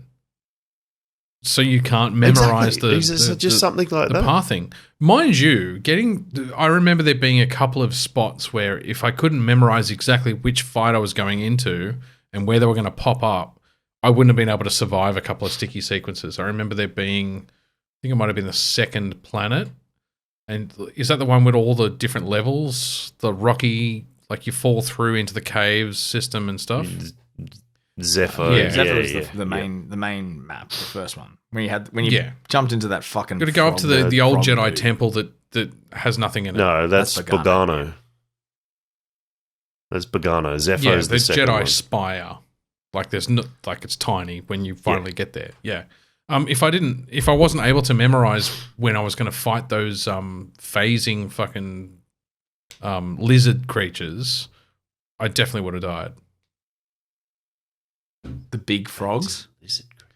The big frogs were in the same planet. I'm sure there was phasing lizard creatures. That's Bogano, yeah. I'm looking it up. No, I think I know the guys you're talking about when they were down at that weird jumping spot. Yeah, and there was a big I'm too pissy to about, describe it in any kind of plain English. Yeah. Pete. Yeah, but other than that, I mean, it looks real pretty on the upgraded PS5, and yeah. There we go. Anyway, that's as far as I'm getting tonight. Sorry. I expect you to drop at some point during this next couple of conversations. So we all recognise you're sick as fuck. So if you need to go, go. Well, I think hang on for our sake. This is the last bit. Yeah, it is. Peter, are you winning, son? No, I'm not. Well, that sucks for you. I even wrote down on the run sheet I'm playing Guardians of the Buggy Galaxy. But you're probably doing it wrong. Let's fucking talk, Tom. It is a great game in the sense that like the bickering between the characters is fucking brilliant. Yes. The voice acting for the Guardians is spot on. What pisses me off is the collectibles are bugged. If you want the Platinum Trophy, which I do, the game is bugged. You've got 3 save slots. Let me explain the bug that I'm encountering and is well documented. You pick up the collectibles in the normal chapters. When you're on the ship, you have to go and touch the collectibles, which spawns a conversation with one of the characters. You exhaust the conversation. The collectible gets added to your journal. That's all you need to do. And if you get 65% of the collectibles in that category, then you get your Platinum Trophy, right? Except if you're dumb or you make a mistake or something happens that requires you to load a save and you've already had that conversation, you can never have that conversation again. Ever. So in my case, I had to go around my ship and touch 3 collectibles and have the 3 conversations and add them to my journal. I had 2 of those 3 conversations. Then I was in my room and I touched the credits, which advanced to the next stage of the mission. It's like, fuck, I'll load because there's a 3rd collectible. I went back to the first collectible, which was the spinal tap for Rocket. He doesn't ever have that conversation with you again, even though I loaded a different save game. So I went, okay, I'm in chapter 3. I'll go back to chapter 2. I'll pick up the collectible. I'll play through the whole fucking chapter 2, go back to the ship in chapter 3 and touch that spinal tap thing.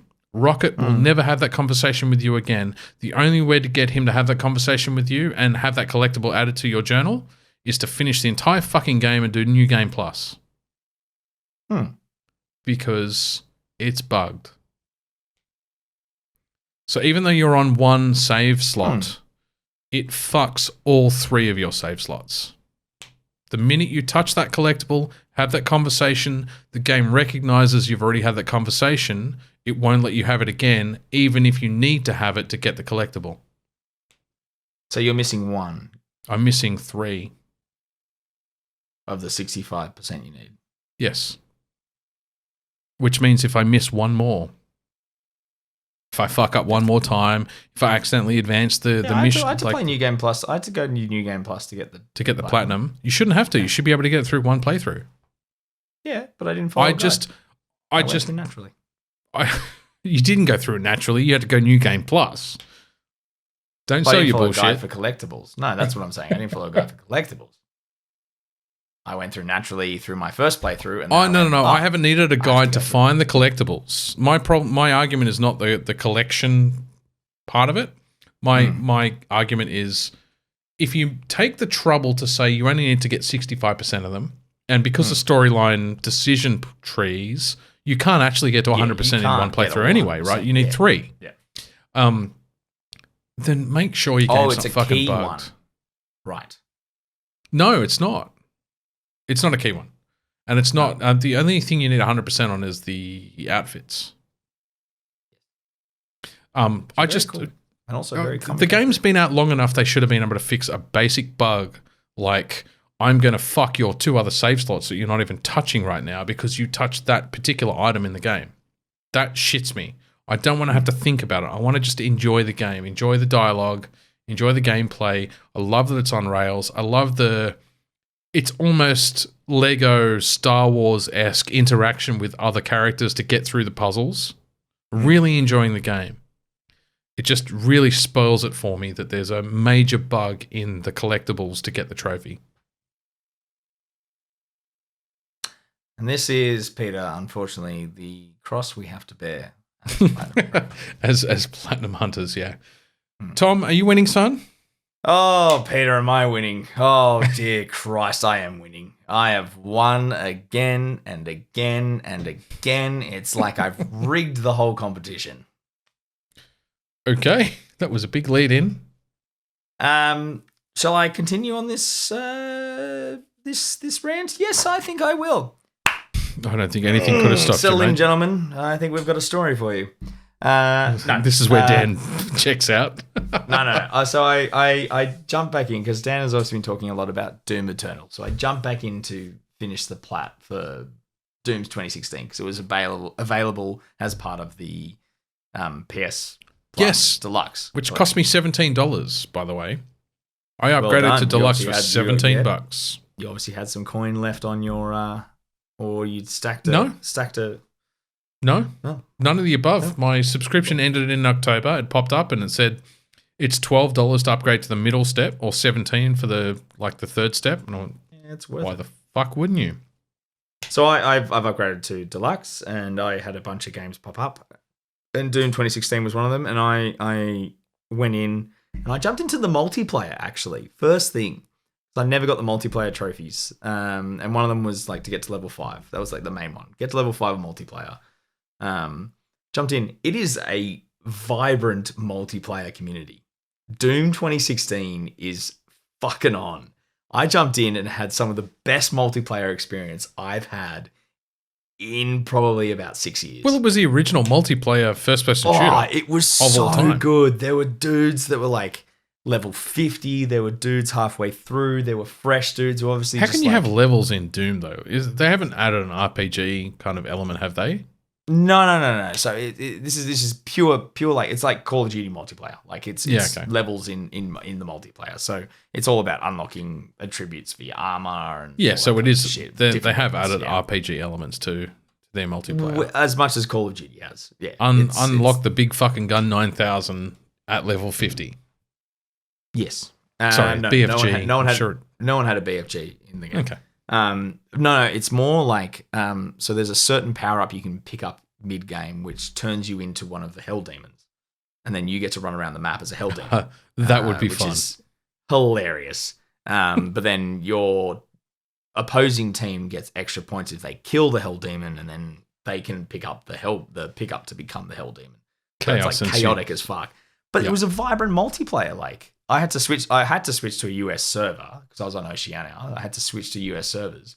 But as soon as I did, I was instantly into a game. I was playing with 12 other dudes. A bunch of them were like me, like level 1, 2, or 3, because they just jumped in to get the platinum because that was the last trophy you needed. And it's a multiplayer trophy. But you had to get to level 5. I got to level 5 in 2 games. And I just jumped in. But people that start the game in 18 months' time, they're never getting the platinum trophy. That's what I don't like about multiplayer trophies. I'm going to keep that game in my collection so I can jump back so you into can that stat jump me. Cool. 100%. It was but that's the thing. You didn't need to because I was running around with dudes who clearly have never stopped playing Doom 2016 multiplayer because that's so much fun. Yeah, that game is so much fun. It's on my list. Jumping into a multiplayer, it's actually, I was tossing up between that and Guardians because you guys have recommended that both. Multiplayer aspect of it, like you're playing with some dudes online, and it's like it's not the dickheads playing Call of Duty. It's not a bunch of 12-year-olds because they're too scared of the guts flying everywhere. Like you're jumping in with a bunch of adults who just want to shoot the shit out of each other with a plasma rifle. And you're just having fun.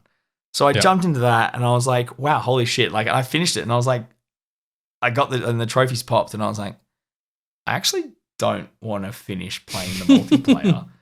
And so I just jumped back in. You can enjoy a game without there being trophies, right? I know I can, Beta, but like it's a long time since I've enjoyed online multiplayer for any game because there are a lot of dickheads out there who play those games. But this was like, I was on a split team and there were 4 people who were level 50, which is the highest cap you can get, but they were evenly split. And watching those dudes go at each other was fucking hilarious because they would do anything they could and they stand back and watch the nuclear war. But they knew exactly where to jump off a thing to jump onto a pad that would launch you. But if they jumped just before it, they get a bit of extra lift. So they get a little bit higher than the dude who jumped up before them to get the kill shot over the top of them. And you're watching this going like, how the fuck did you, like the physics like that they'd worked out in working this game was so inspiring to watch.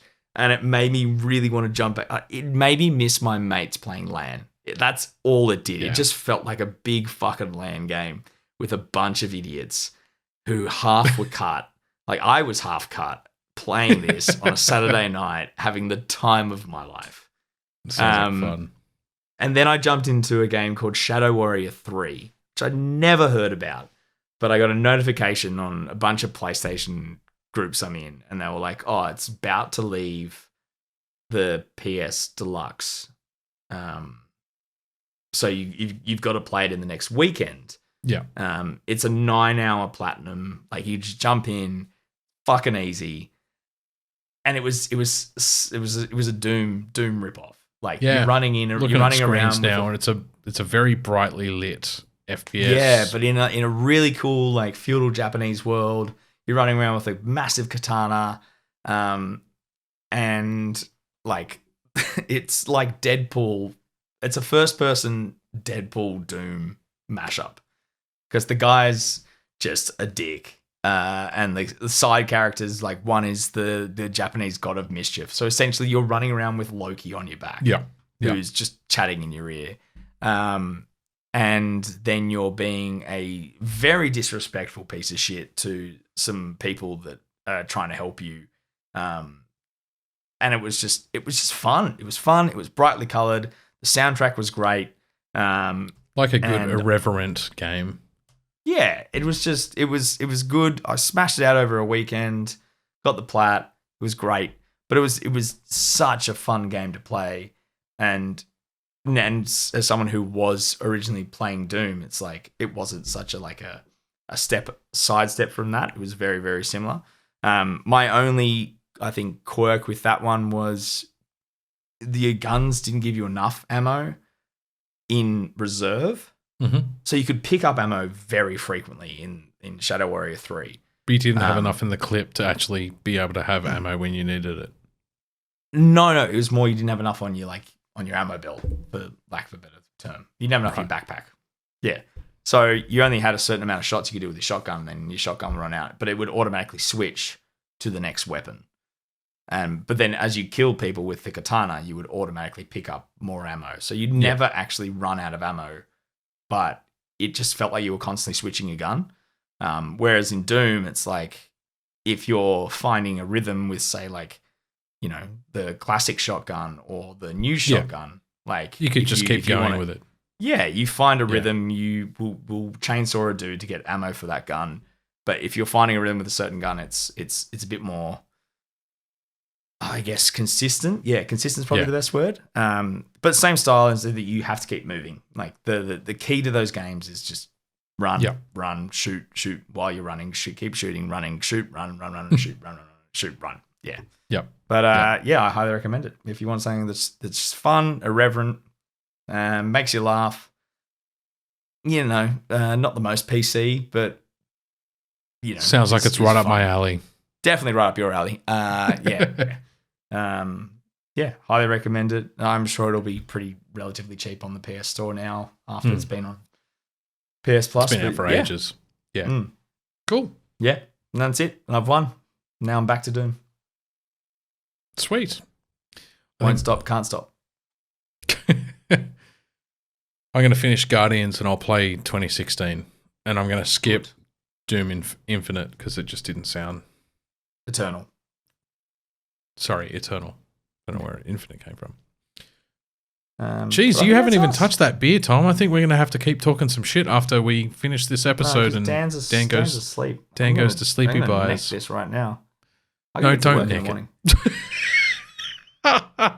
Dan's out. Right, that's the end of the episode for us. Thank you very much for joining us.